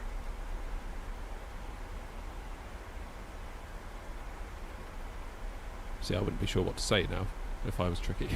So continue down, altitude 737, time 37, QNH 1010, FedEx confirm heavy.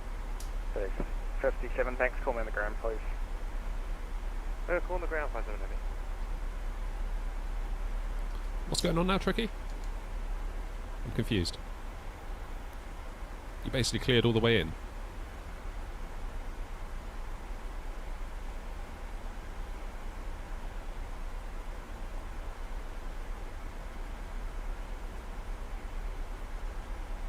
Air 655, descend flight level 130.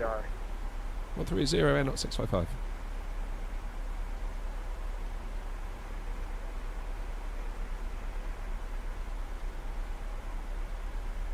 Aircraft calling second call sign.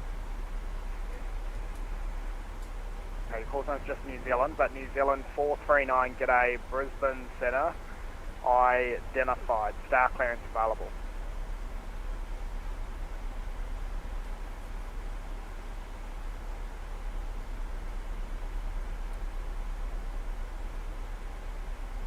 New Zealand 439, star clearance available. He's on 439, star clearance, Marlin 5 arrival, runway 34 left, maintain flight level 380.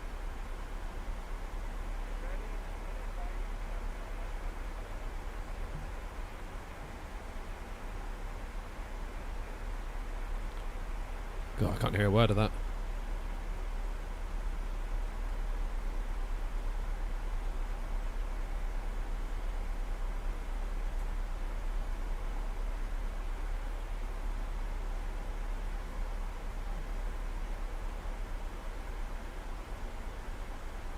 So New Zealand 439, there's just been a runway change at Sydney, advise ready to copy your new runway. New Zealand 439, re-cleared Marlin 5 arrival, runway 16 right, maintain flight level 380.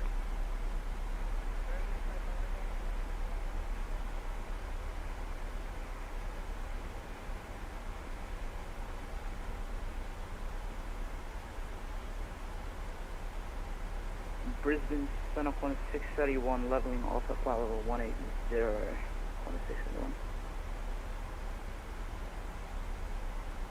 Flight of 631, g'day, Brisbane Centre, climb, for direction of flight, climb flight level 320. On the flight level 320, 631.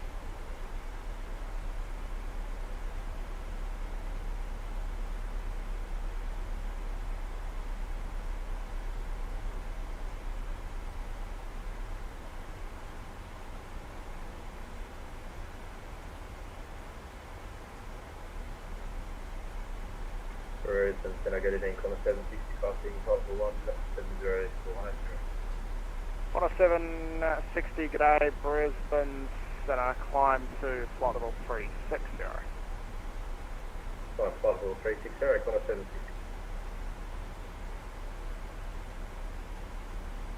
New Zealand 439, wind ready, descend flight level 130.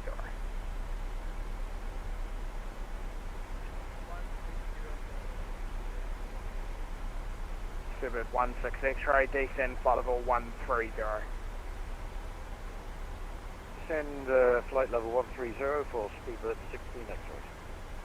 Air 0655, descend to leave control airspace descending Gladstone, IF traffic, FedEx 57, Boeing 747, estimates Gladstone time time 34, and IF traffic behind you, speedbird Airbus A320, estimates Gladstone at time 40, area QNH 1010. Roger, QNH 1010, thanks. Not 655. 16 X-ray, descend to leave control airspace descending Gladstone, IF traffic, FedEx 57, Boeing 747, estimates Gladstone time 34, and then Air 0737, estimates Gladstone time 37, area QNH 1010, call me on the ground. Brisbane Centre line 452 with you, flight level 119, flight level 280. Line 452, g'day, Brisbane Centre, climb to flight level 350. Alright. Flight level 350, Hawaii.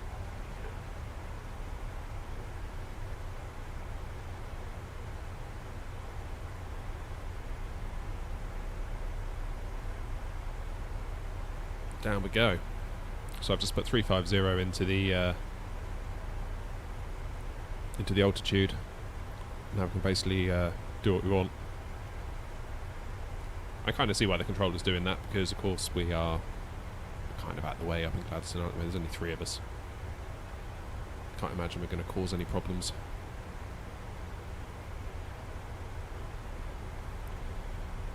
Being the jolly good folk that we are. Well, I don't know, wasp might in that Airbus, you never know.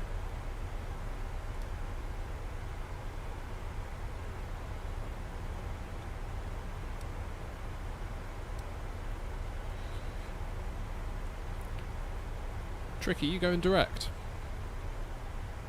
You coming in on final?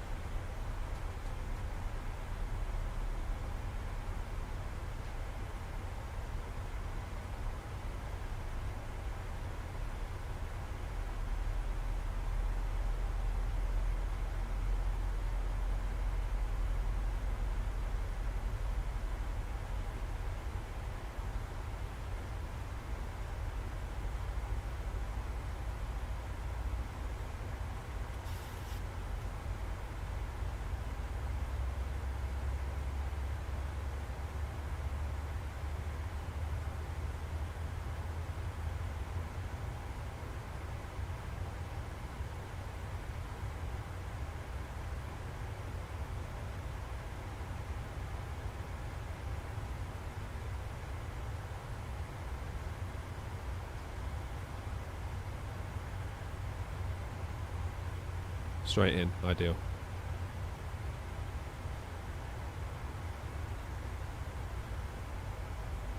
Yeah, I didn't actually realise you were supposed to read back all that stuff where it's like, you know, this plane at, 3-4, this plane at 4-0.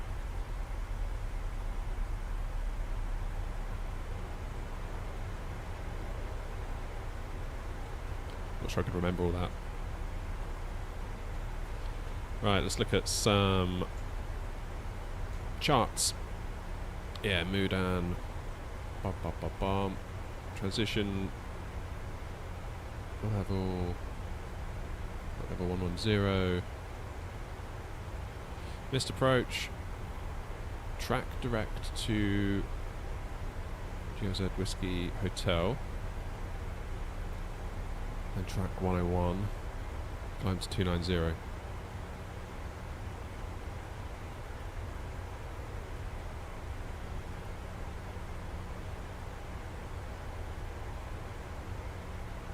Close proximity.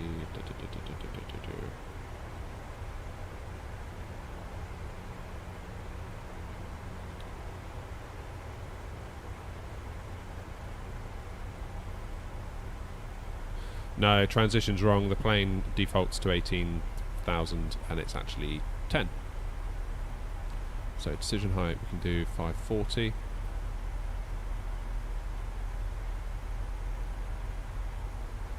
get that in now. Do a bit of prep work. Save me getting my knickers in a twist when when it's nearly time.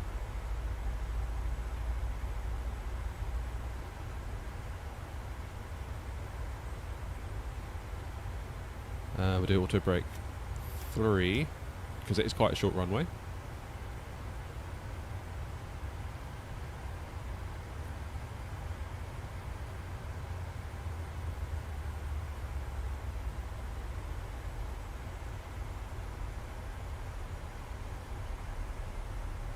Maybe I should do max.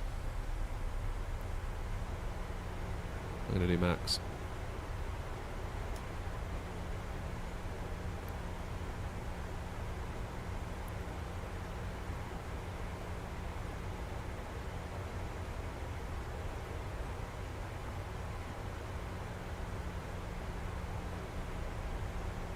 What about if we do flaps 40? I don't know if I do a flaps 40.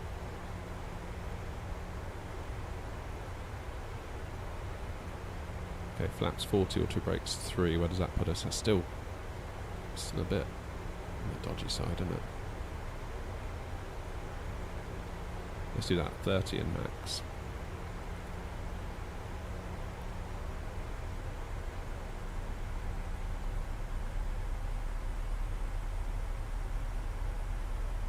Britain, good evening, Jetstar 809 level 180.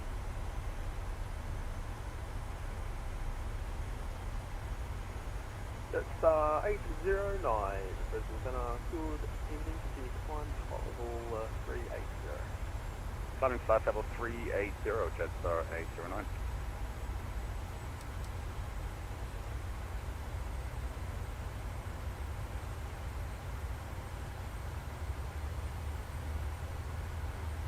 Okay, let's get some lights on, shall we? Brisbane Centre, Speedbird 16 X-ray, request further descent or straight into Gladstone. Speedbird 16 X-ray. Speedbird 16 X-ray, clearly controlled airspace on descent into Gladstone. Traffic information is FedEx 57, Boeing 747-800. Estimating time Gladstone, time 21. And traffic is a, Air Knot 737, estimating Gladstone time. Estimating time 3 knots. And so, my apologies, the FedEx is estimating time 3-4. Tricky, you in a 747?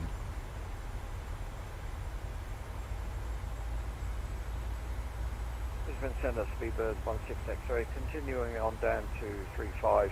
You want me to contact you on the ground? Hey, clearly control airspace on descent, the traffic information, report on the ground for cancellation of your power watch. Report back on the ground, Speedbird 16 X-ray.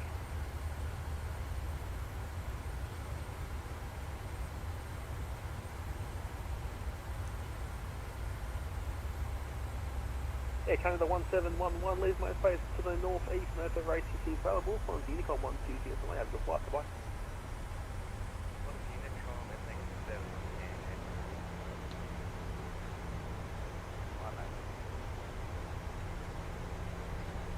Love to see it, Tricky. Love to see it.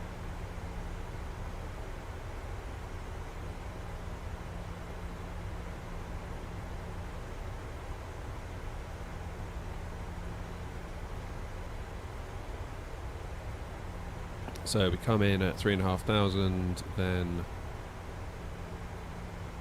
we're heading 101. Let's get that in, shall we?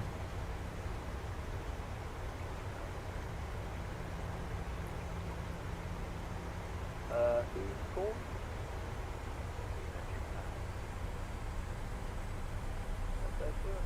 Today, whereabouts would you be, sir?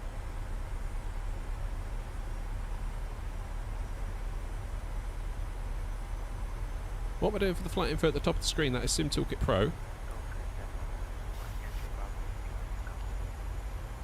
you're at Gold Coast Airport. This is Brisbane Centre. Contact the Gold Coast delivery. Frequency 128, decimal 75.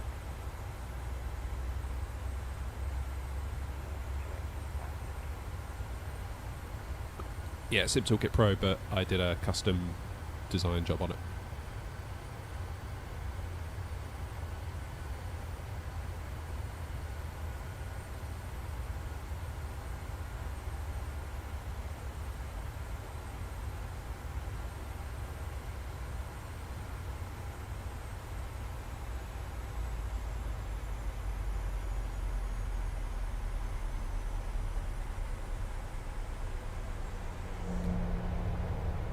As I know, visual tricky.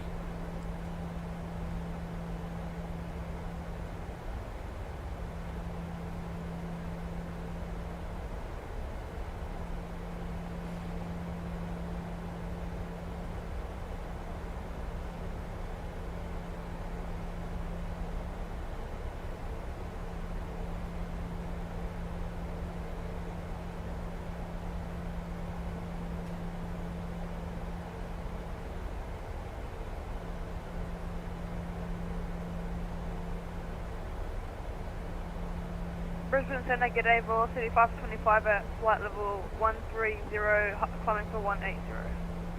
Velocity 525, Brisbane Centre, good evening, continue climb, flight level 360. Continue climb to 360, velocity 525. Sounded like Ben then on frequency.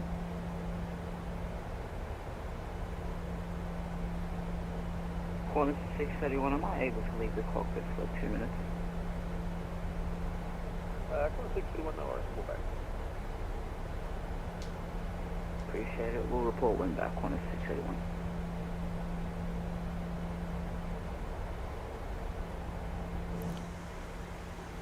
Yeah, we'll do, Wasp.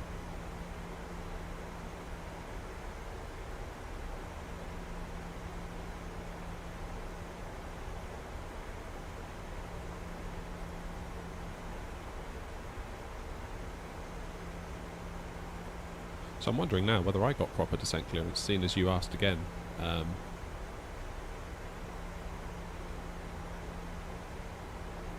Wasp, I don't know. My interpretation that I was okay to go, but no one said anything, so...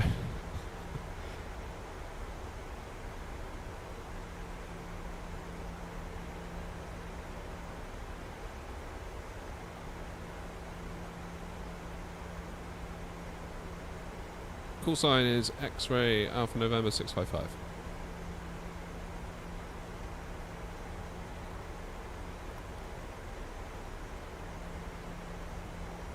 That being said, you probably won't be able to see the livery.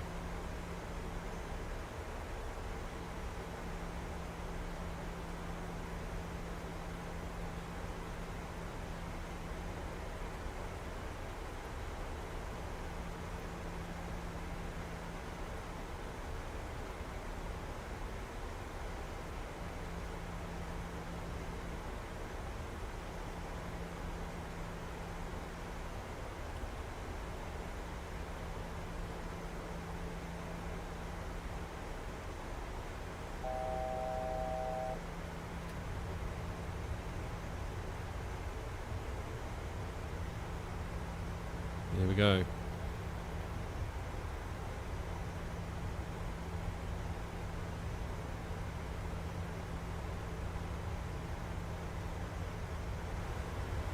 Good evening, velocity 048, 370.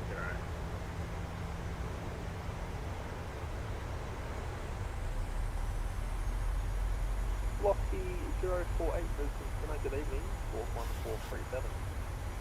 1437, velocity 048. And Qantas 631 back with you. 631, cheers. Good to hear it, Wasp. Cheers, Louise. Take it easy, mate.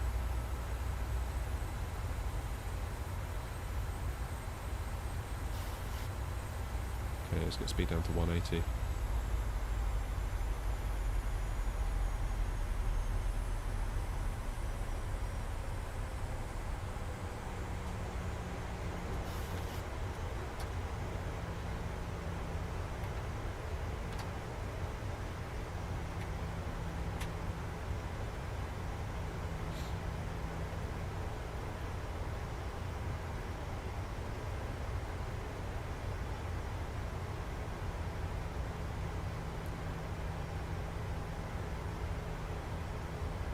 There we go, so we're on the glide.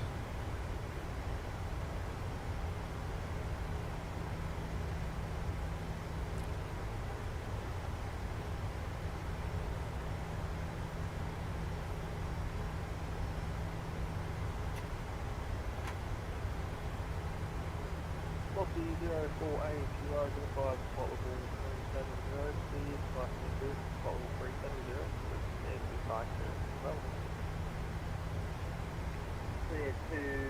Brisbane via Ayala, flight plan route, hold 370 and British copy, velocity 048. Velocity 048, start here, Sydney, Ellipse 1 Alpha arrival, runway 01 right. When ready, descend, follow the 5.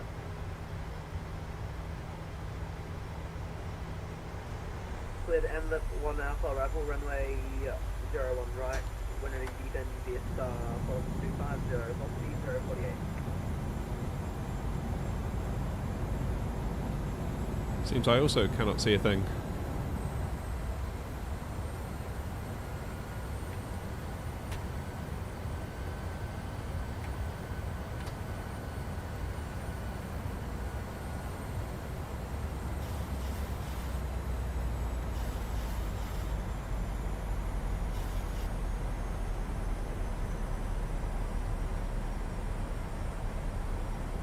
Brisbane Center, backside 7, clear, 28, just on the backtrack, Gladstone. Flight 57, thanks for watching the time today.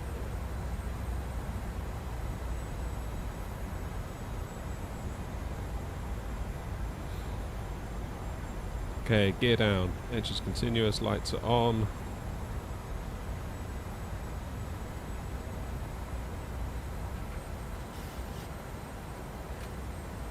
Spoilers armed.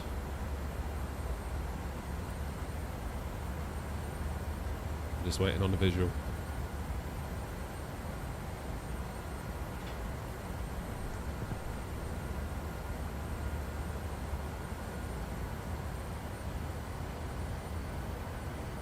Hey Ben, you alright mate?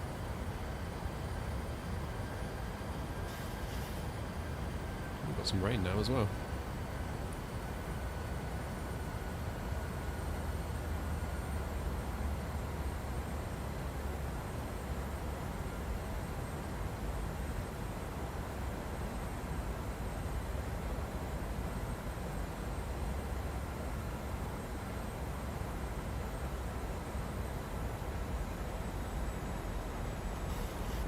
Come on, give me a visual. I can't see a damn thing. 1,000.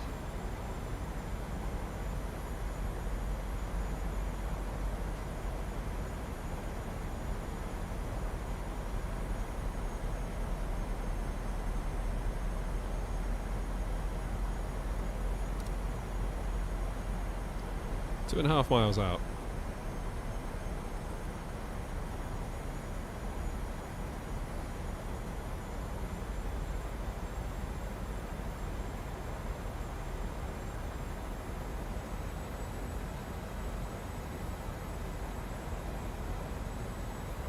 Yeah, you do have to backtrack here.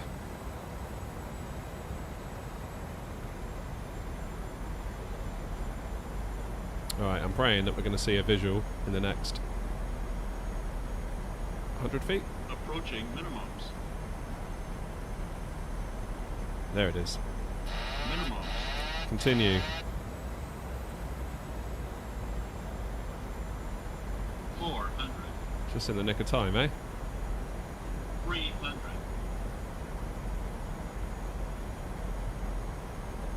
Oh, there you go. 200. Whoa. 100.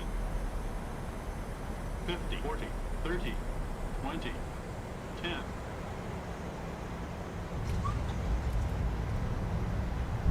We made it.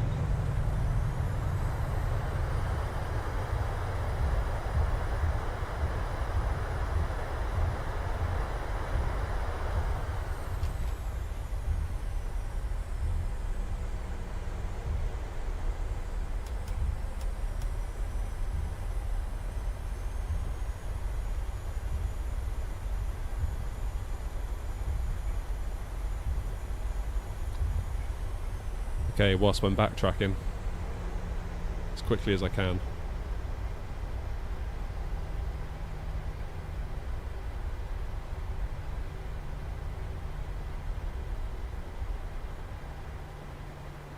Come on, round you go, nice and quick.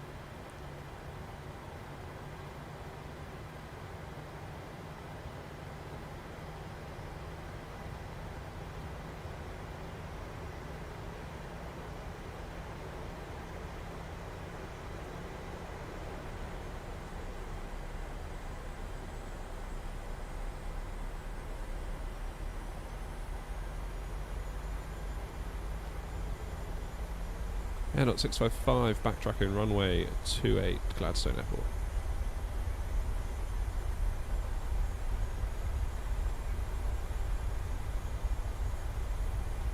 Air 0655, thanks, watch me into time 4 So we've got a left turn coming up.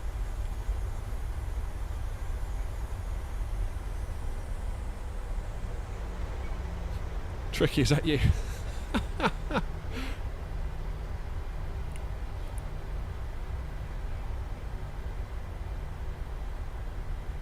Brisbane Centre, Speedbird 16 X-ray, report missed approach going around. Runway was not vacated. Oh, I'm sorry, Ross. 16 X-ray, thanks, but when you're in control of the space, I need to report this before myself. Understood, Speedbird 16 X-ray. Sorry, Wasp. Look at the split level here on the ground. How cool is that? You've done a nice job there. Whoop. Not watching where I'm going though. Let's go up top here.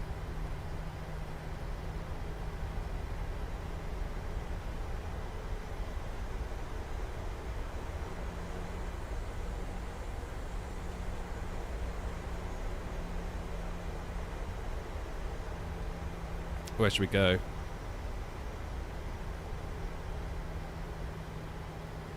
Let's go for stand 2.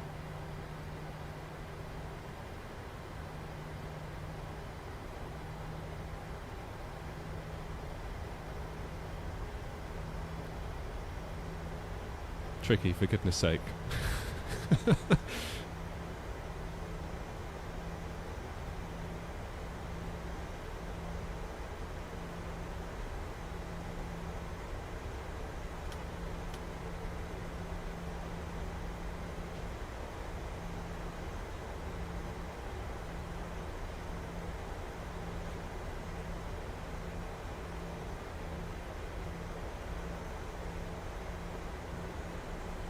So what do? We sort of follow around here.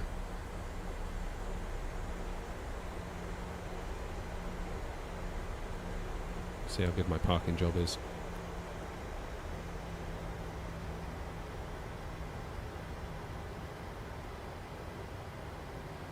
I'm guessing probably not the greatest.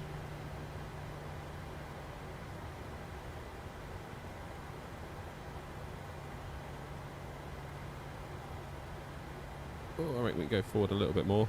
Yeah, it says there B737 on the ground.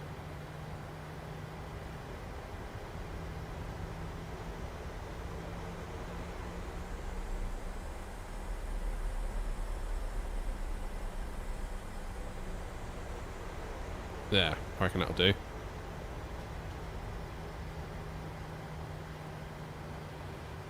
Lovely job. So we're down.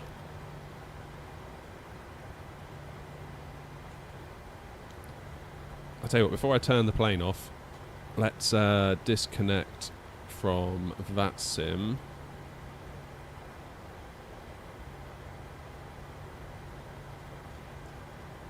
Let's also stop my flight recorder. Let's get a wing view of that landing, because that was a bit dodgy, wasn't it?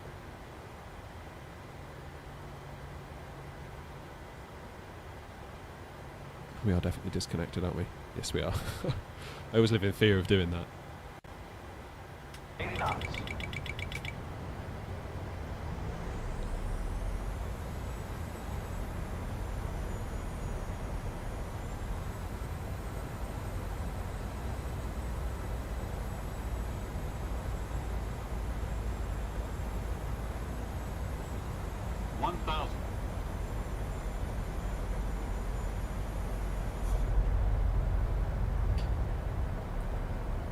There we go. Let's see what it is like for the passengers.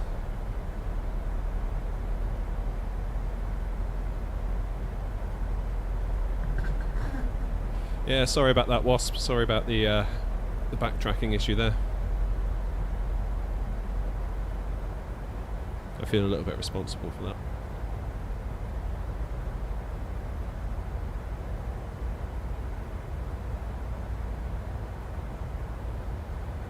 Am I starting to feel more comfortable with that sim now? Yes and no. Every time I come on here, I feel like there's something that catches me out. But then we just keep going, we keep trying, and, you know, take it from there. So you can tell the ATC is still, not the ATC, the autopilot is still on at this point, because look how, it's like the thing is on rails. You'll feel it when I take over. Yeah, that'll be me now, look, starting to wobble.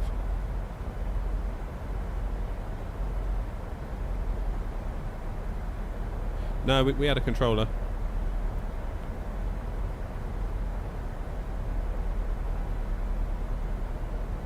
Here we go then. Come on then, down you go.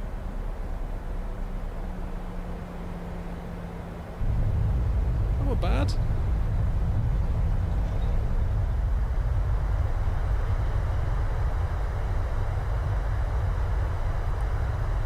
Yeah, there's no way I was making that turn, was there?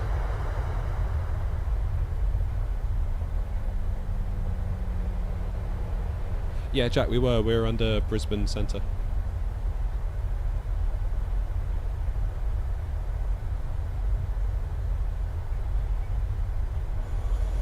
Let's have an engine view of that one, shall we?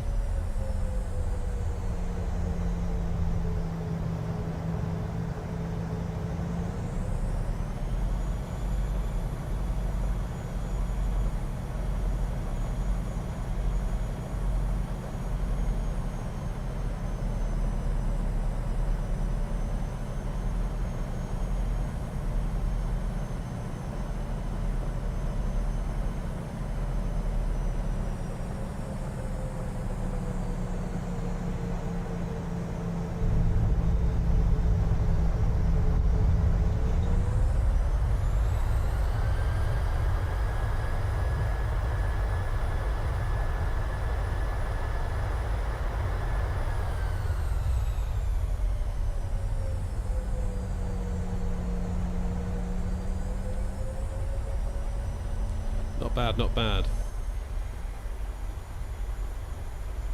Right, should we get rid of this storm, or we'll have a little look at the airport, shall we?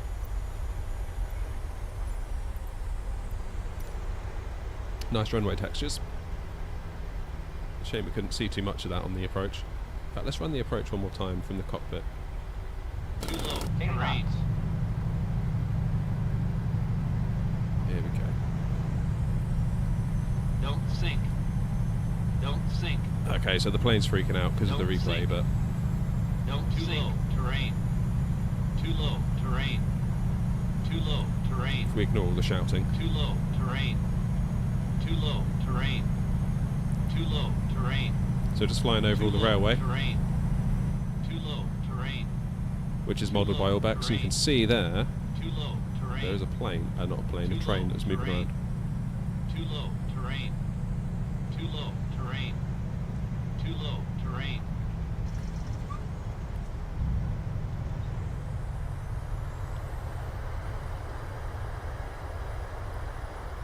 Very nice, very nice.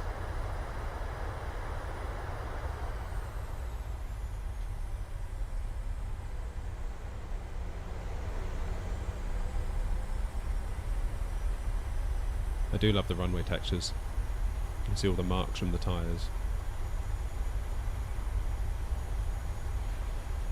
Okay, let's get into the drone cam. We'll go and have a little look around.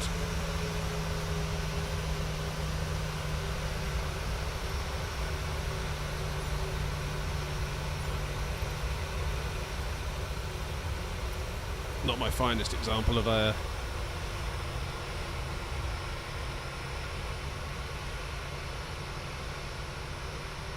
backtrack there.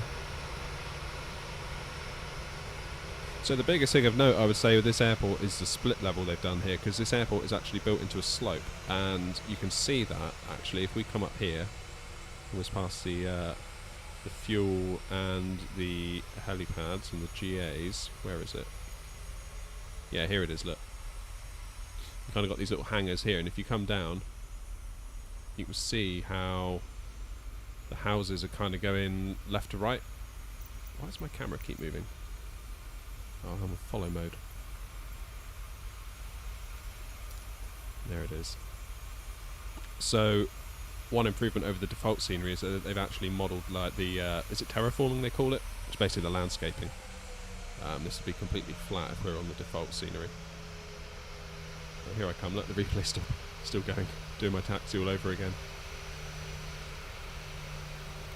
So yeah, it's nice that the actual contours of the landscape are kind of adhered to here. And as such, we've got a split level parking area.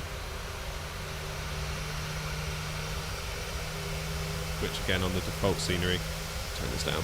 On the default scenery, you wouldn't have that. I'm cutting that corner a bit there, aren't I?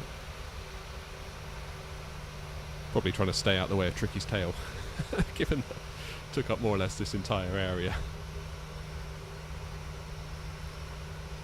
One thing I like to see is a decent car park. I feel like, especially on the default airports, the car parks can look a bit, if you know what I mean. It doesn't take much for them to look a bit dodged, does it? But the ground textures are very nice. Apparently they're using, is it 15 centimetre aerial imagery? Which I guess accounts for a lot of it. Again, runway textures are very, very nice indeed. What was it? They've done the trains, haven't they? There's a train. So all this train infrastructure, like the rail infrastructure, the 3D modelling that they've done here with like the trains on the tracks, that's Orbx doing that. They've also done this power station over there, which is quite cool, because I guess it is kind of relevant given that it's a big landmark and we're flying planes, so we don't want to fly into stuff like that. So it's nice that that's been modelled. Then over here, nice little animated train. Love a good train at an airport. Love to see it. Can't beat a train. I feel like if they do a train, I'm almost guaranteed to like it. I'm like, yeah, it's good that. I like that. It's basically entirely because of the train. I'm easy to please, obviously. Just put a train in. I'll be like, yeah, great.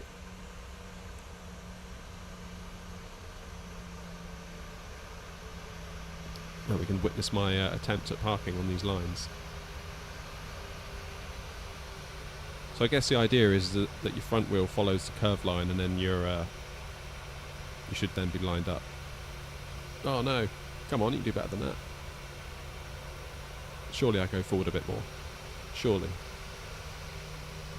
Yeah, here it goes, here's the engines.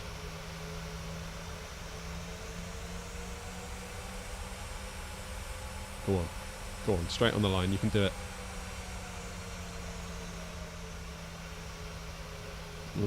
Almost. I need to get better at that. Yeah, decent car park. The split level is quite interesting. I like what they've done here with the split level. I think that's kind of like the USP of this airport, really. As for the terminal, so they've modelled the inside. What's this, some kind of conference area? Or like lounge? I don't know. What's next door? Just seating.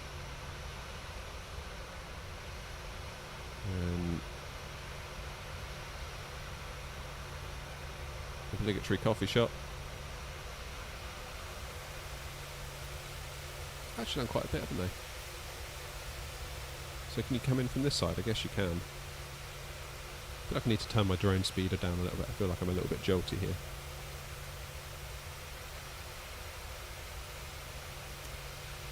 Oh, Waspy gone round again. Unlucky.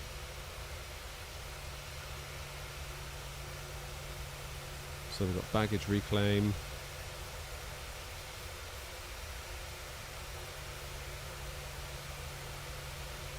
Right, I need to turn my rotation speed up a bit as well. See how that is. So is this where you'd come? Where'd you get that out? Did you get that out here? That'd be here, look, gate 1. Out here. And wander over to the plane. What's in here? Is this the baggage? Oh yeah, the baggage trolleys. That's quite cool. Fuel. Qantas freight. Helicopter. Is that some kind of like Coast Guard or?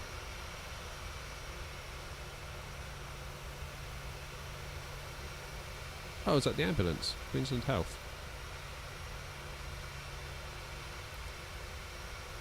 What's all this? Airport vehicles. No idea what that is. It's like a snowplow. Wouldn't like to say.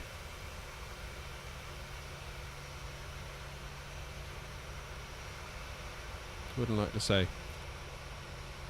Keep your eyes peeled on the channel though, because obviously I'm showing you this stuff, but it's kind of hard to really see the difference without seeing the default scenery side by side. So I've done a little video that I'm sort of editing together at the moment, where we do a side by side comparison of the default versus the Orbx scenery. And I feel that's a fairer way then, because obviously you can see the difference directly, and then you can make a call whether you think it's of interest to you. But I will say it does look like they've done a very nice job. It's quite nice to have one of these airports kind of on the books really, because it's a bit of an unusual airport. It's a bit small, it's a bit out of the way, but it's quite nice to have these kind of that we can go to and shake things up a bit, as opposed to, you know, your Brisbanes, your Sydneys, your Melbournes. So it is very cool. A massive shout out to Orbx as well for hooking us up with this to check it out. I'm really enjoying checking out all their stuff and flying to different places. It's been really very enjoyable, so massive shout out to Orbx. Obviously there is an affiliate link in the description if you want anything from the Orbx store. That's a great way to support the channel, but you know, only if you actually want something. Don't feel compelled. Only if you are going to be in the market for something, it is a way that you can help out the channel, but it is much appreciated if you do. I'm tempted to reconnect to VATSIM to see if we can get Wasp's landing. Connect in observer mode.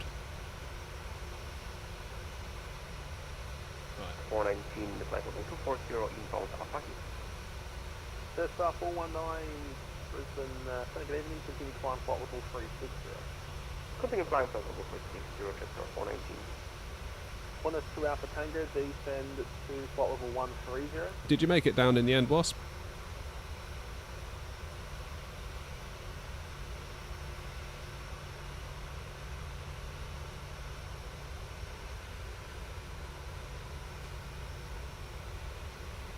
Can't see him on map.vatsim.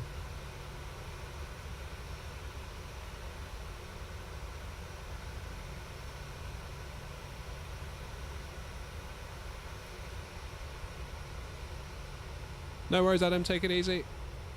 Cheers, Jack. See you again soon, hopefully. Well, it seems that Wasp is missing an action. So I think I will end the stream there. But yeah, keep an eye out on the channel, because yeah, I'm going to put that video together and get it out. It will hopefully give you a clearer idea of what you get with the default out of the box scenery versus what you can get if you go with this. So that's the hope.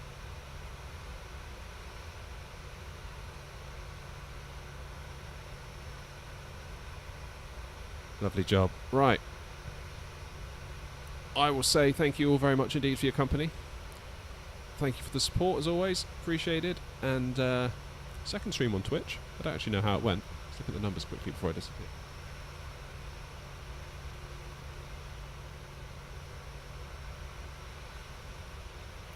I'm streaming to one viewer, which is probably me. It's going to be a slow burn, I think, on Twitch to get started. That's fine. I kind of feel like YouTube's my home and Twitch is just a... yeah, it's like a syndication endpoint, so whatever. I might as well stream there. Can't do any harm. Twitch allow it now, even if you're an affiliate. So, good times. Anyway, I'm going to say goodbye. Thank you all very much indeed. Not entirely sure when I'll be back. Next week, I can't make any promises at all. Because I'm solo parenting all of next week, so thoughts and prayers for me, please. But I'll try and get live when I can, and I'll try and give you a bit of notice when I schedule them. So I mean, I'm hoping that the daytimes, this sort of time, will be unaffected. I hope.